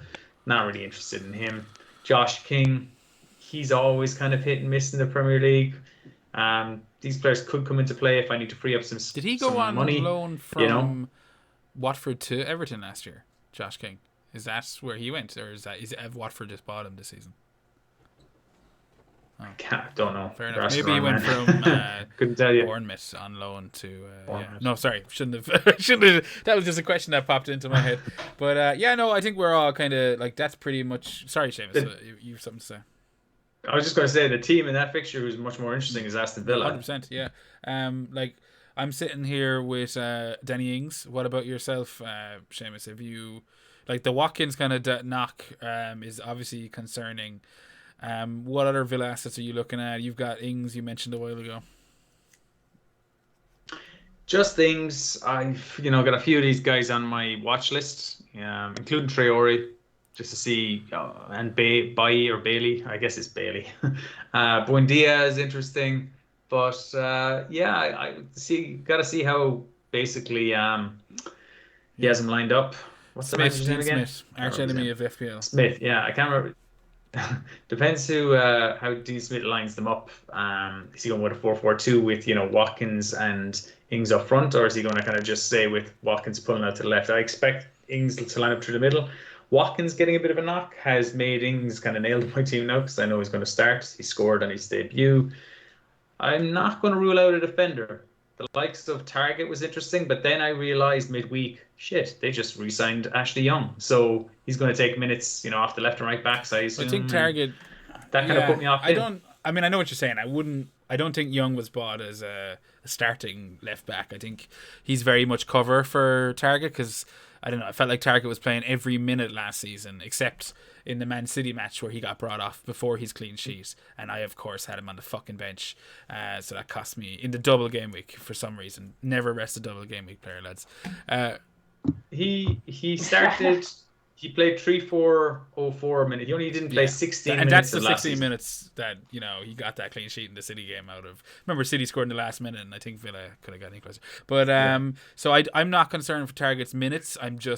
I'm concerned for Villa in the sense that I think I said it in last week's episode. I think they might let people down this season. I think we might see a bit maybe closer to the 2019-2020 season than last year's, maybe somewhere closer than that. But that's just a hunch, and we're not here to deal with hunches. We're here to deal with punches. And Paddy, you've got one lined up. Knockout blow. Who's your Aston Villa player? Boom. Danny Ings. And I feel that is it Buendia? Yeah. He's this week's Tony. There's a lot of hype about him. He's got some impressive numbers. I would be lying if I could fucking pretend to know anything about his numbers, but I do think he's basically been signed to sit in where Grealish was. Yeah, and he's another 6.5. That's a good price. He hasn't played. I think the last two preseason games, which is why he went out of my team. Bit of a knock. Maybe he's just. Nothing serious, but that's made me enough to go like, no, I'm not looking at you. And you know what? I'm actually going to just invest that a little bit more in Danny Ings because he looked pretty good yesterday in their friendly. He scored in their last preseason match. They didn't buy him for nothing. I think he's going to play up there with Watkins, and he's my Villa player choice. You've got him as well, Paddy. Yeah, it's kind of very simple for me. Like I have Danny Ings. He's more expensive, and I already have my 6.5 with Rafinha. And with Danny Ings, if I want to move around some cash, it's a wee bit easier to do so. I don't really want Buendia as of yet, but if he becomes an asset, I will have the money to move around. But for now, I'm not jumping on the Buendia bandwagon just yet. I think Buendia is going to be a deeper lying playmaker than Grealish. I think he's going to be like, I remember him with Norwich a couple of seasons back. He looked really good. He's definitely able to pass, but he was really young, and I remember him getting caught on the ball in a few positions where he shouldn't really have been getting caught. Now, you think another year in the Championship is going to improve him as a player, but I see him dropping deep, getting the ball off the centre backs and playing the pass before the assists a lot more, I think. So it may not translate into numbers, but he did. I haven't looked at last season's numbers when he was in the Championship, but his numbers with Norwich were really creative, so that could be the same, but will it return into points? I'm not willing to bet on it for 6.5. Like I'd rather have like him or Rafinha. Has to be Rafinha. Yeah, for season wise anyway. Yeah, so I'm avoiding for now, but I'll be watching Aston Villa. They're probably the team I'm going to watch the closest out of all the non top 6 teams to see how they do. Because if they look like they're clicking, and I think they've bought well, they replaced Grealish correctly, which I think they may have, then we'll all be piling in. We'll all have 3 Villa in a few weeks' time. Thought that was a great press release from the Villa owner as well about how Grealish left the club and stuff and how they had planned for him. I like that. But just going back to Buendía, I see him in a lot of FPL teams at the moment, a lot of drafts. I just feel it's another case of flavor of the week. Yeah, well, I think only time will tell, but I think we're all pretty confident on Danny Ings, that's for sure. So we're going to have a bit of Villa coverage for that, opening run of fixtures. Like those first 3 are the best first 3 fixtures of any team this season. Watford, Newcastle, Brentford. I mean, 3 teams that you got to assume are going to be fighting to stay in the league this season. You couldn't really ask for a better starting lineup. But that's Villa, Watford. We've got Norwich, Liverpool. I guess the biggest talking point about Liverpool, because I'm just going to skip straight over Norwich, is because Norwich have just a rotten run of fixtures that just ignore them. Hopefully come second quarter of the season or something, it looks decent and we can go back to them. But looking at Liverpool, we could sit here, we could talk about Salah, Mane. That's a conversation I don't want to have. We've had it a million times. We should touch on the fact that Robertson went off injured in their last preseason game. He looks to have rolled his ankle. Looked kind of like a nasty roll. I haven't seen any confirmation about how long that might last. I'm assuming you two are both the same. You don't have any more of a clue than I do you? Yeah. No, fuck all. I've had that injury. That usually takes a couple of weeks. Can take longer if it's really bad, but I don't think it is really bad. Remember, Chilwell did that injury like in the 5th minute of a game last season. I can't remember who it was. I had Chilwell and someone else, and I was like, he's out for 2 weeks, and he was back the following game week. So it's not always guaranteed to rule him out, but he'd be doing really well if he got back for it. I reckon he'll miss 1 game, maybe 2, but 1 game anyway. I reckon he'll miss. So. That's that. He was in my team, so he went straight to Alexander. He was your Alexander Arnold. He was I in had mine the 2 as well. of them. He was in yours as well. You see him? Yeah. So that fucked that, and it's made me kind of consider it. I think the question is like, and as you mentioned in the last guy, flavor of the week. If it isn't Buendía, it's 100% Tsimikas at the moment. That Greek. I'm assuming he's Greek based on the name, Konstantinos Tsimikas. He 4 million.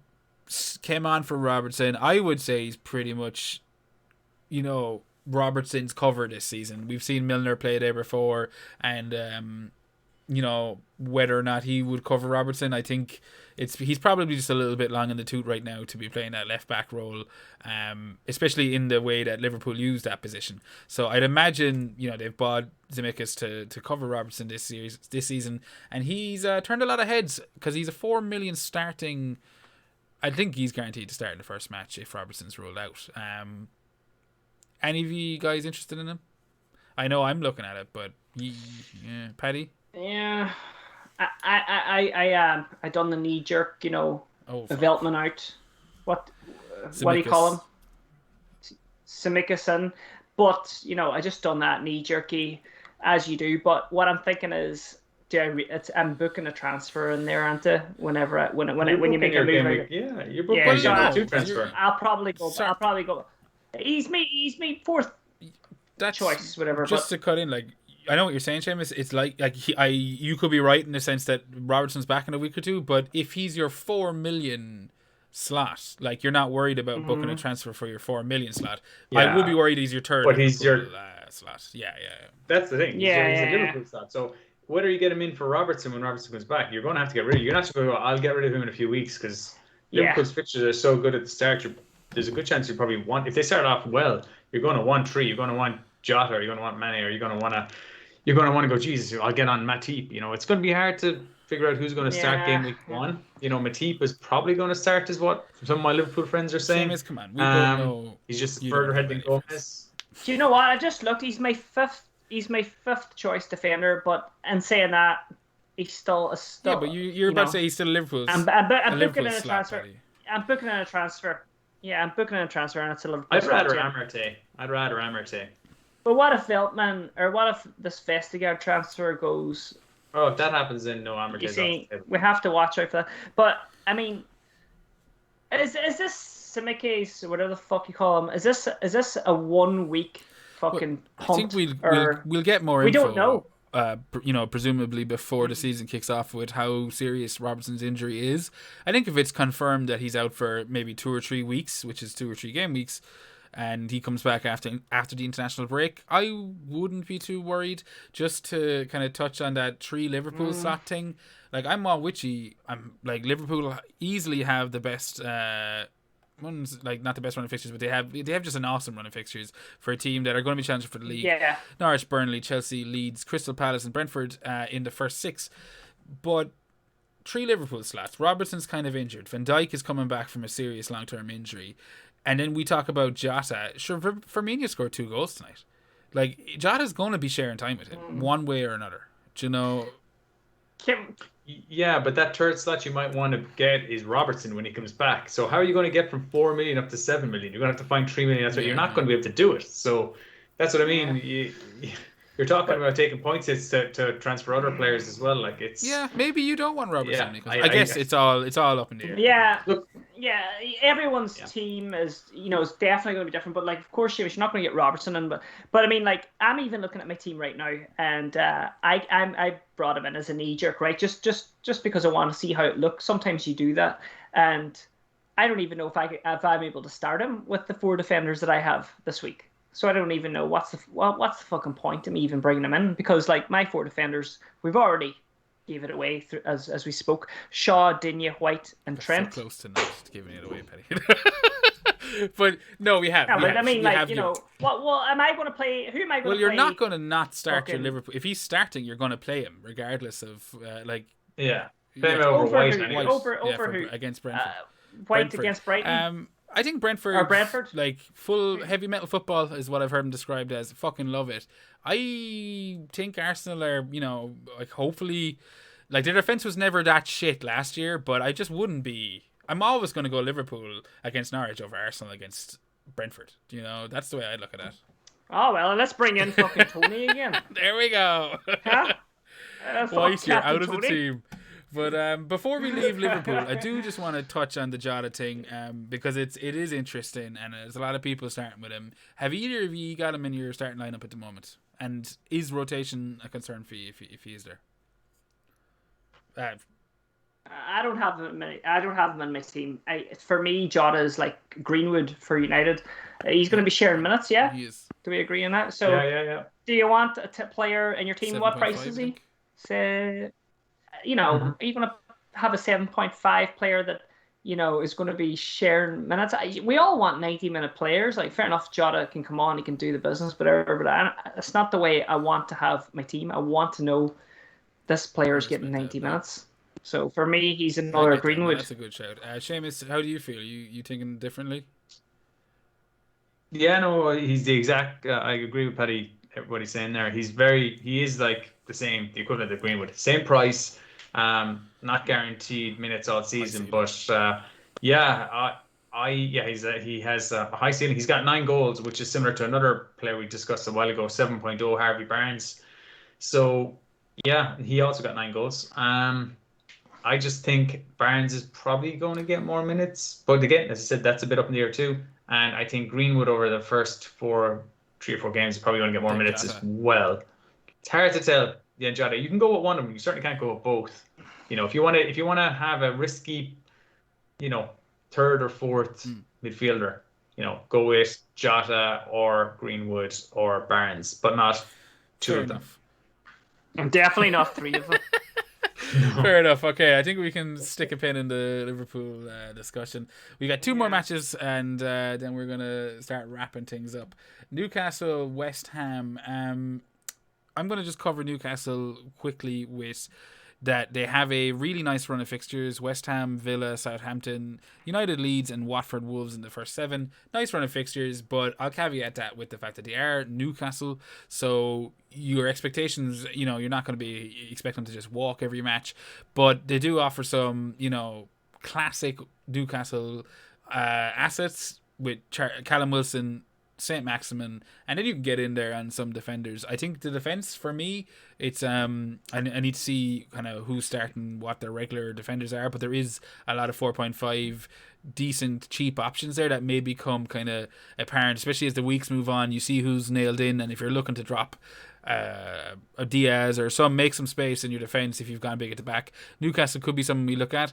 Callum Wilson, I think, speaks for himself. We know that if he's fit, he's lethal. So he, there's some nice run of fixtures. The big question is if he stays fit, and do you make space from him in your starting 11? Seamus, have you any interest in Wilson or Newcastle options? Yeah, but it's Wilson, like you said, is the one that's interesting me. Like basically my second striker spot is up between Antonio and Wilson. At the minute, I'm leaning towards Antonio. It could change. Like you said, they have got really good fixtures. He is their talisman.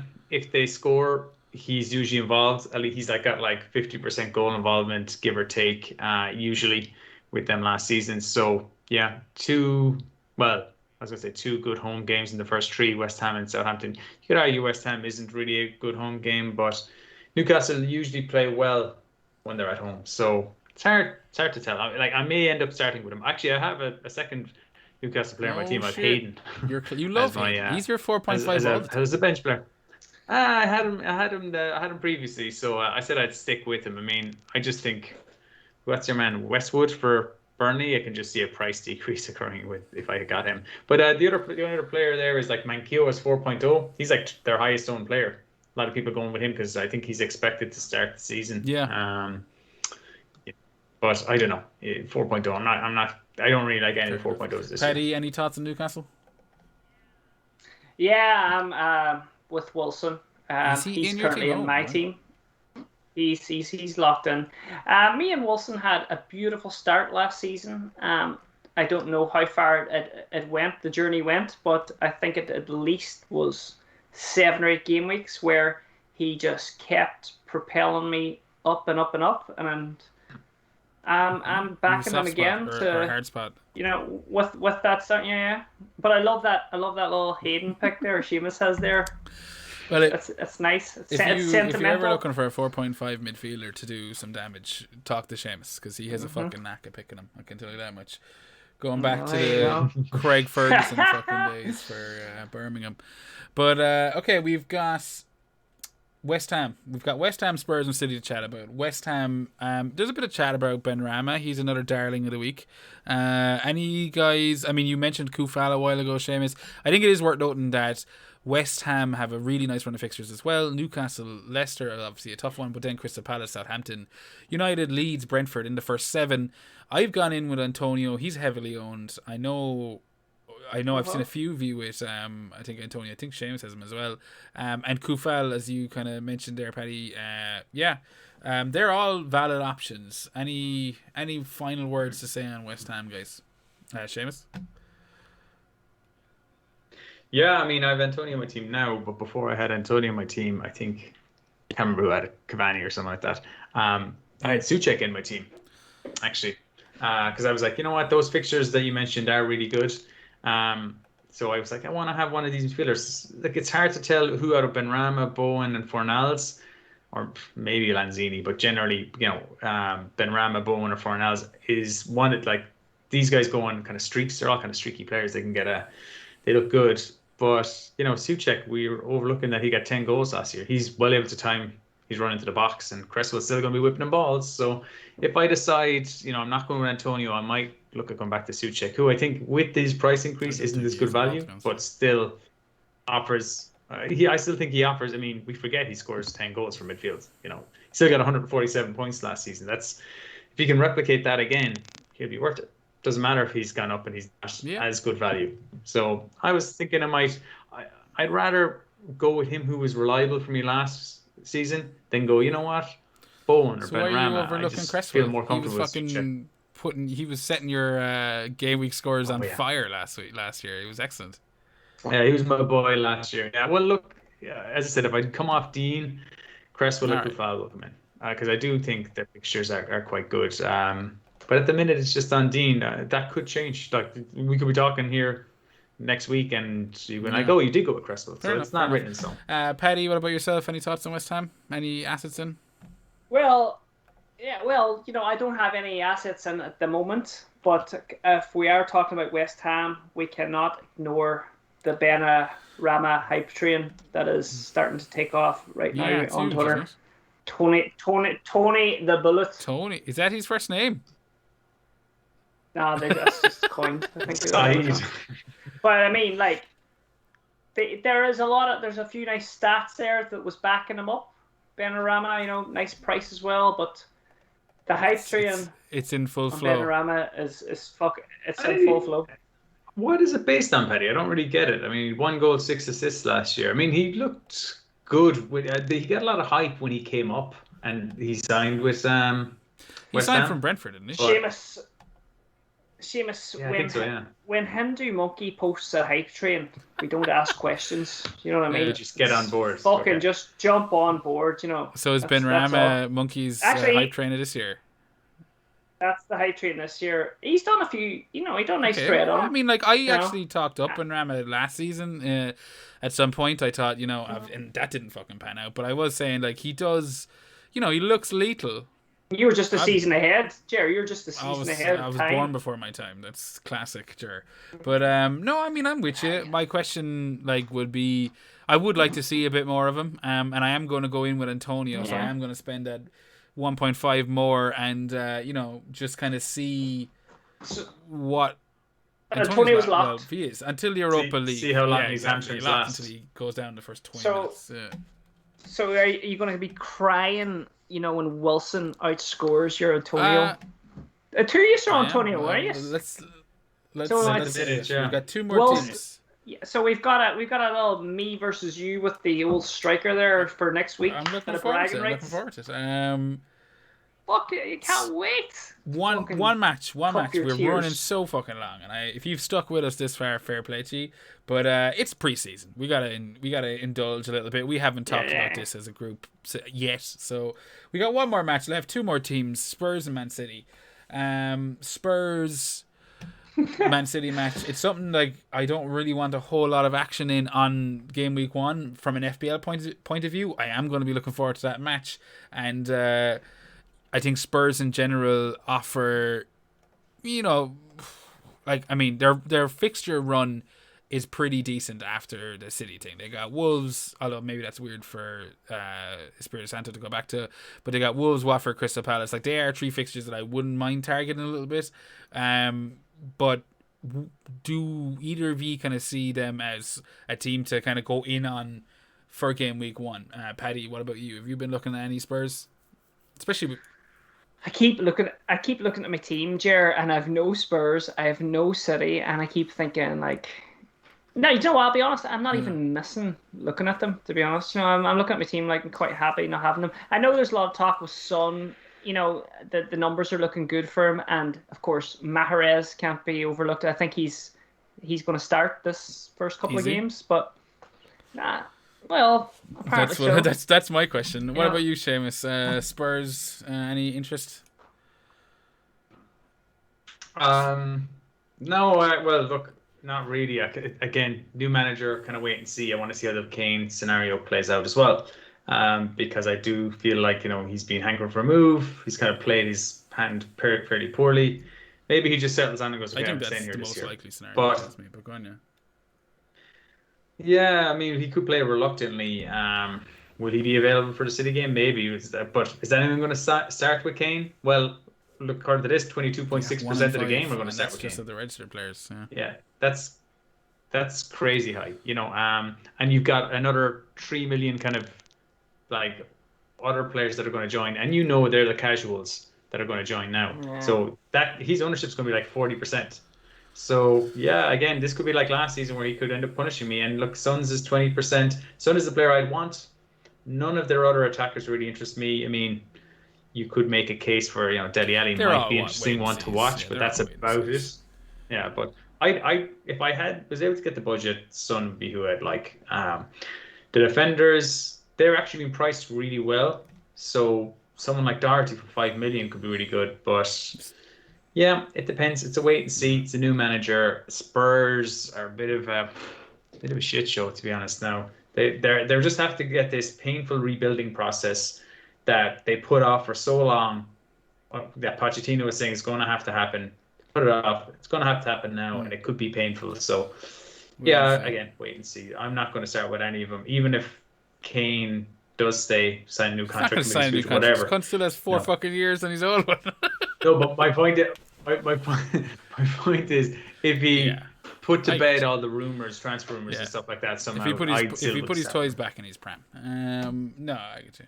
But Yeah. last season I did the same. I said I'm not going to put that much money in the forward line. It kind of weakens my team elsewhere, and it really, Yeah, really I think punished you me. had Kane So by game week we'll 4 or see. something I'm like that, saying I'll like the make. rest of us. Yeah, I said I'd find money for Lukaku. So why wouldn't I find money for Kane? Although Kane is 12.5, that's a different That's barrier. obscene. It's obscene. No, I'm definitely not going from this series. Fair It's enough. too Fair much. enough. All right. Quickly on Man City, last team of the episode. For me, I'm very tempted by Diaz. I think any City defender is a solid option and will be for the entire season. Their fixtures are pretty like. I mean, obviously, game week 2 to Norwich is fantastic, but they've got Spurs and Arsenal either side of that, followed by Leicester. So I mean, 4 pretty nasty. Like, I mean, let's just call them out. City's opening fixtures: Spurs, Norwich, Arsenal, Leicester, Southampton, Chelsea, and Liverpool. That's not a great run of fixtures. Now, it's a fixture list that I can see City, winning 7 of those 7 matches. It wouldn't be surprised me if City won them. But in terms of investing in their FPL assets, like, it's hard to call those results, clean sheets wise and stuff. Any thoughts on City, Paddy? Just there when you call out the fixtures, they're not the best. They're not the worst.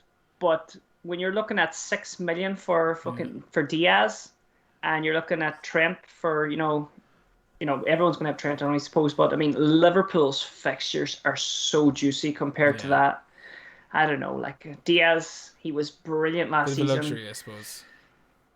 Yeah, definitely. I mean, you're definitely sacrificing another area of the team to bring him in, and in the hope that those mediocre fixtures, turn into big points.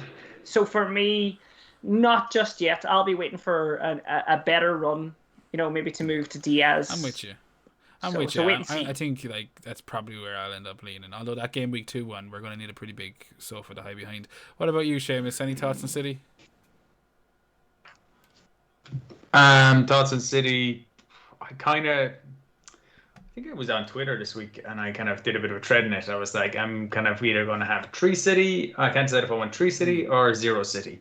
I kind of started leaning towards the 0 City. I looked at it and I was like, their highest point scorer last season was Ederson with 160 points.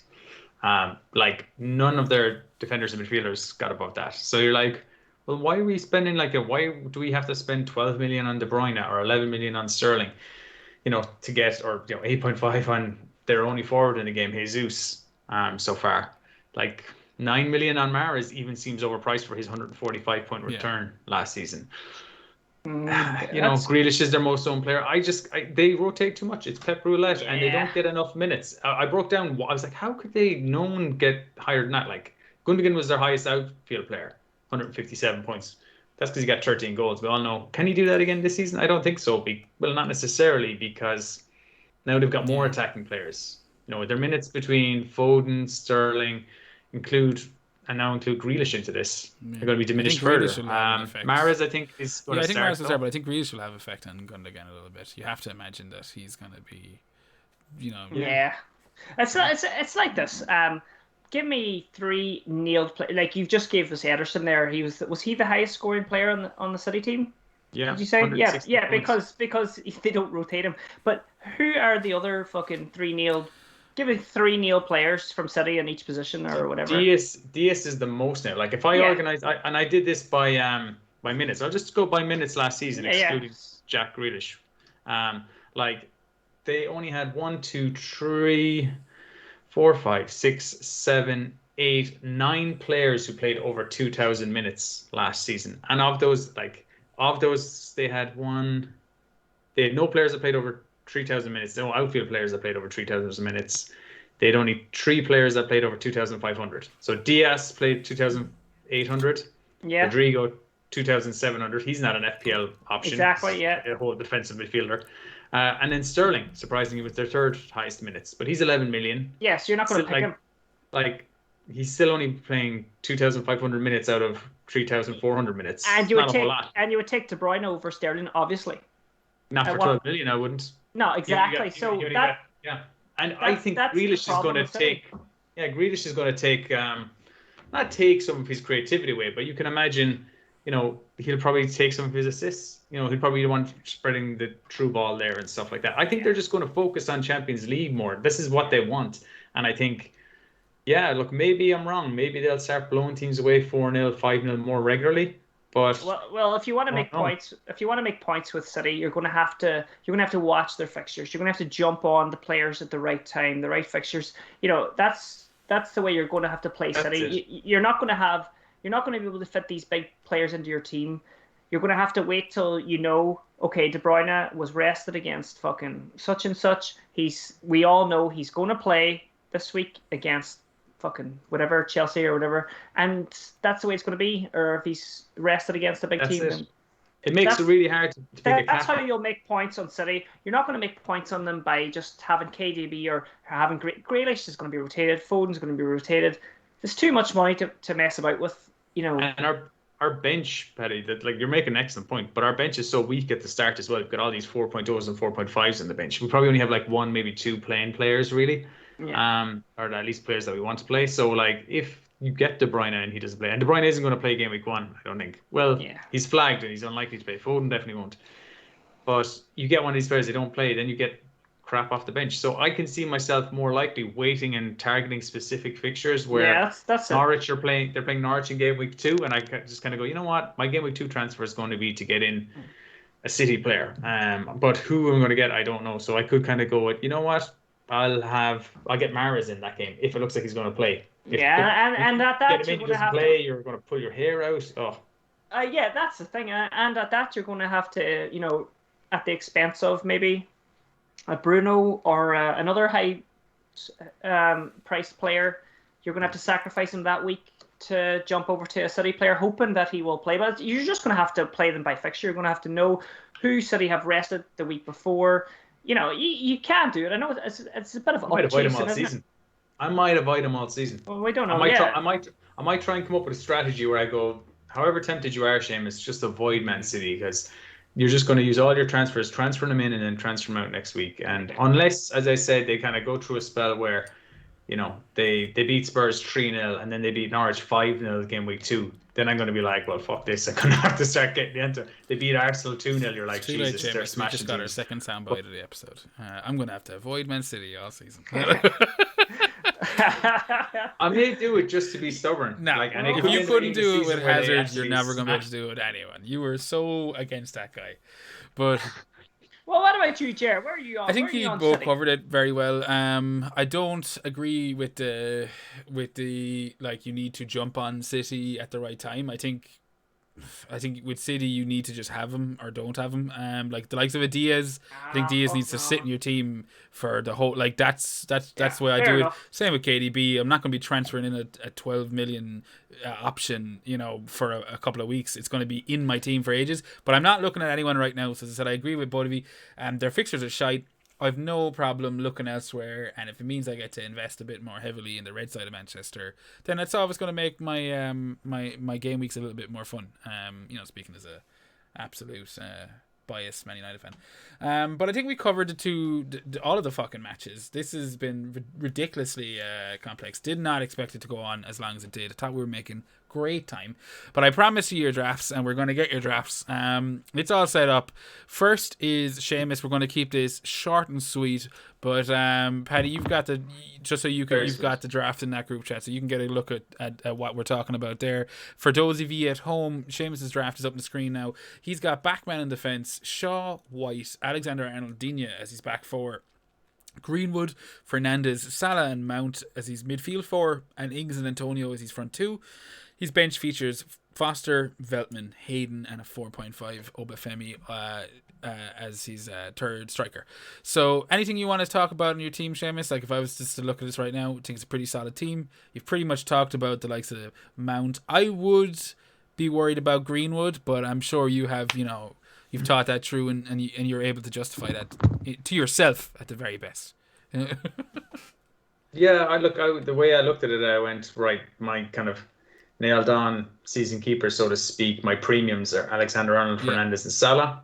I like United's fixtures for the next 2 weeks, so at least the first 6 game weeks. So Shaw was in there; he's a lock each week. There's 4 of my starting 11 each week. I won't talk about the keepers. I just wanted those 8.5 keepers, and I just thought that's the best combination. So yeah, there's 5 of my starting 11 start each week. I think Ings is the best Aston Villa option. I think he's the best probably striker or fixtures for the first 3.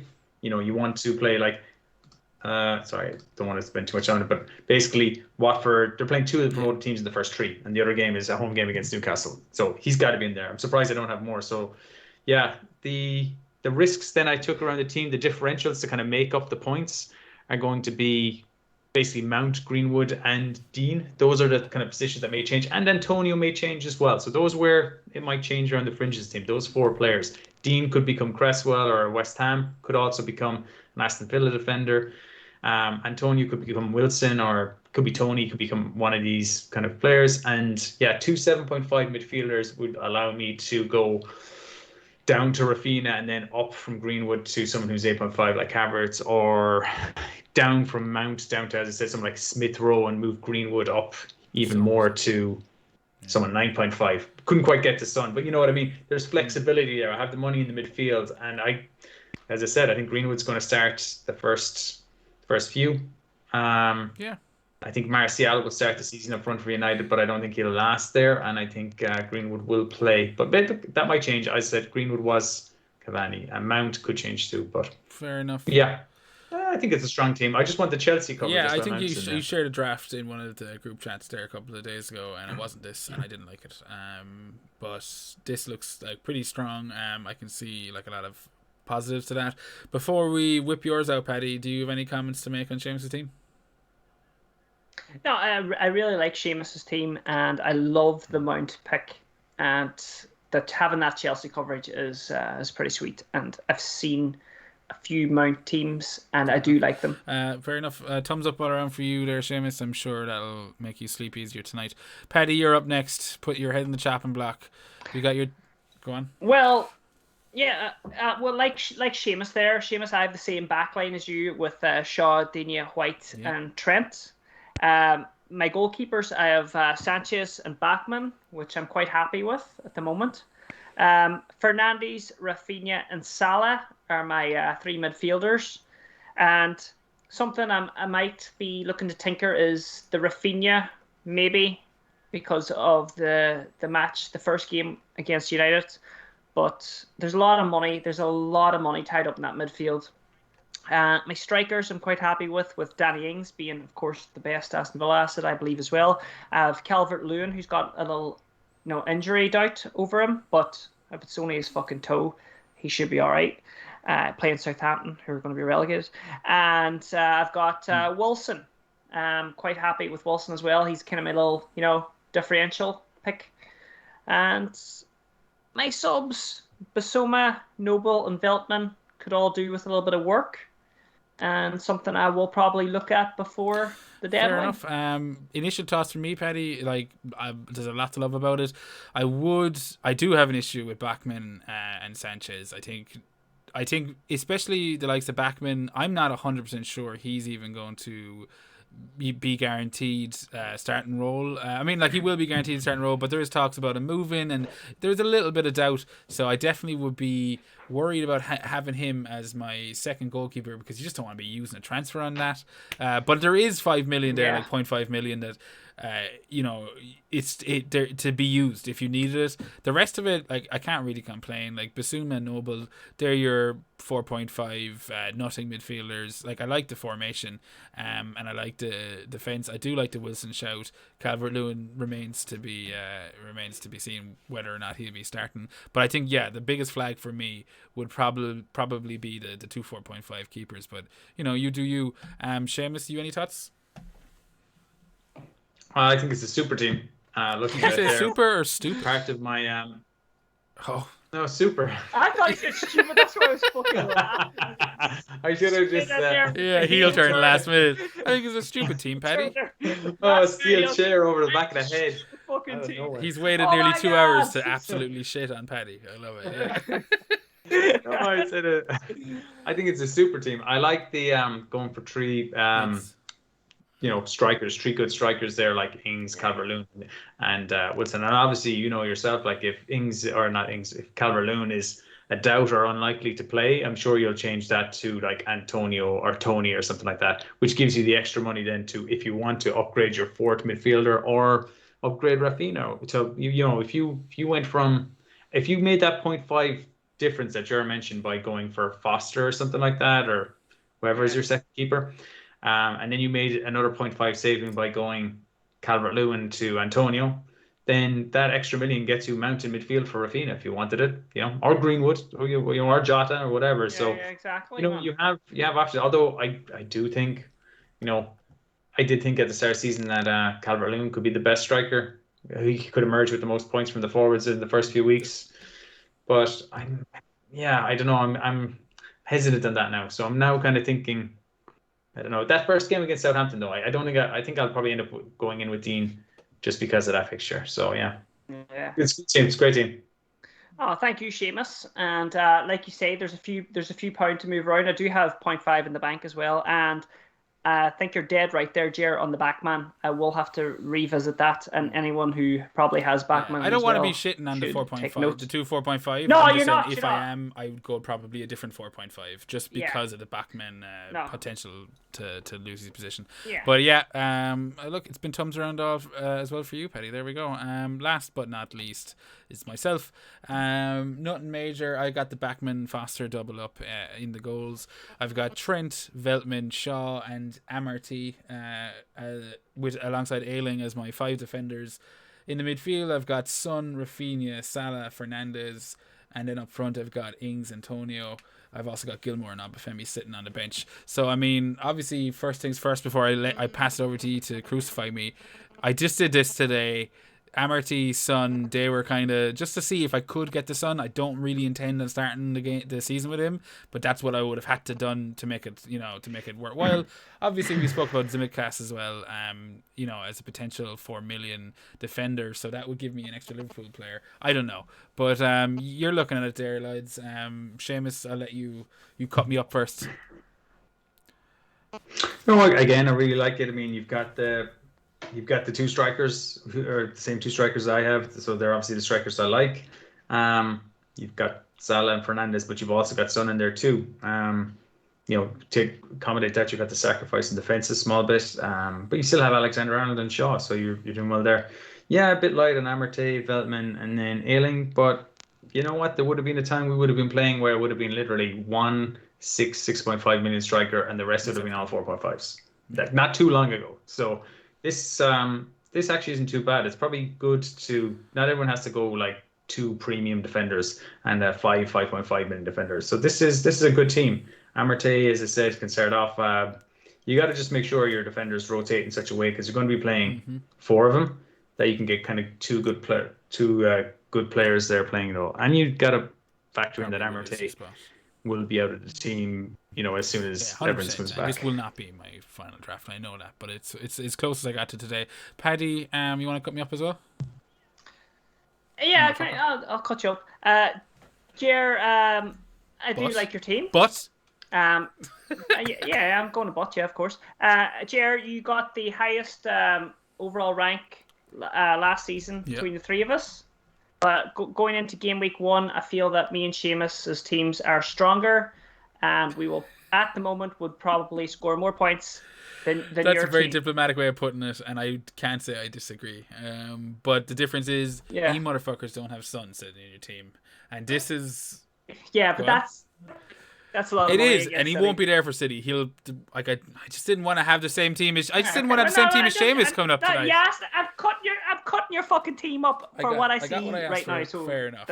Yeah, right. Son has a good record against City. Like I think he's got like in the league something like 4 goals in 8 or 10 appearances, something like that. So he's got goals against. There you go, Statman Dave. The Statman Dave's back. Well, like he was cut deep with him last year. I believe he got Son out before the City game and he scored in it. Maybe it was the Chelsea game and I'm mixing them up. That's a dirty blow. That's what this is all about. This is what this is all about. The whole podcast was originally called FPL Dirty Digs, but people kept saying Dirty Dicks, and it was a whole different algorithm that we were operating on. But okay. No, I didn't say that was wasn't it you that sold him? You definitely did something with Son. Oh my god, the scandal here now. A quick breakaway goal in a classic Mourinho fashion. I remember it now, but maybe I'm mixing up. Oh, I did. Like, I mean, I did sell him. Like, I had him in when we all had them all in, and then I came off them, and he definitely did continue to score some goals. So when he did score against whatever team it was, I was like, oh, that's not ideal because I just sold him. But yeah, Seamus, I don't know against Man City. Seamus, I am now under the impression that Jer only put Son in his team to just try and dig you out about something in the past that may have hurt you. I think he's set you up here just for pain. I just want to bring something just so I can throw one more bit of shade at Seamus before he starts dominating this season and I have to go back into my shell again. Yeah. You're welcome. Cheers, but look, lads, we'll wrap it up. It's been an hour and fucking nearly 2 hours by the time we're done. But every podcast has been that long for going through fixtures. Like, we're not going to. 100%. This was a kind of a special preseason episode, and it was great to actually get the 3 of us talking normal. Yeah, the Ménage à Trois episode. Before I wrap up, though, I do want to just point out the mini league code. It's been floating around the screen, but if you've been very patient, audio listeners, for this episode, you might want to know and join the league. The mini league code is PC0861. That's politically correct, 0861. There'll be the usual prizes. Winner of the whole league will get a mug. Last year's winner, I will be sending you an email this week, so check your spam folder. And in general, just get in there. The more there is, the more bit of crack there'll be. But that's the code, PC0861. I'm going to throw it over to you, Seamus. Do you want to tell everyone where they can find us and maybe wish everyone a good luck? Yeah, look, you can find us on Twitter. I'm at FPL Drunk. The podcast is at FPL Hangover. Paddy, what's your hangover handle? I don't know that off by heart. FPL Viking. Just at FPL Viking. Cool. I think so. Yeah, underscore. Yeah. Underscore at the end of it. That's right. At FPL Viking underscore. You can email us fplhangover@gmail.com if you want to go down that route. But certainly Twitter is going to be the best place to find us. We're on all the major podcast platforms and on YouTube. So like, rate, subscribe, and review. Excellent. Paddy, do you have any final words before we toddle off to bed? It was a pleasure podcasting with the 3 of us, and it was also a pleasure meeting your beautiful daughter Ella. Highlight of my podcasting night tonight. Pretty bad, yeah. I'll get her on here someday. Oh yeah. She was getting too late, so she had to go to bed. Yeah, but she's got a fire in her eyes. You can see she's born to be an FPL content creator. But I echo all of them, and it's been great being on with you two. Seamus has already given you all the dirty details. I will leave you now to enjoy the rest of your game week 1 prep. It's only 3 or 4 days away, so enjoy it while it lasts, because this time next week we're all going to be crying and wishing we had we were still in the preseason mode. Green arrows for everybody. Enjoy the season, and God bless.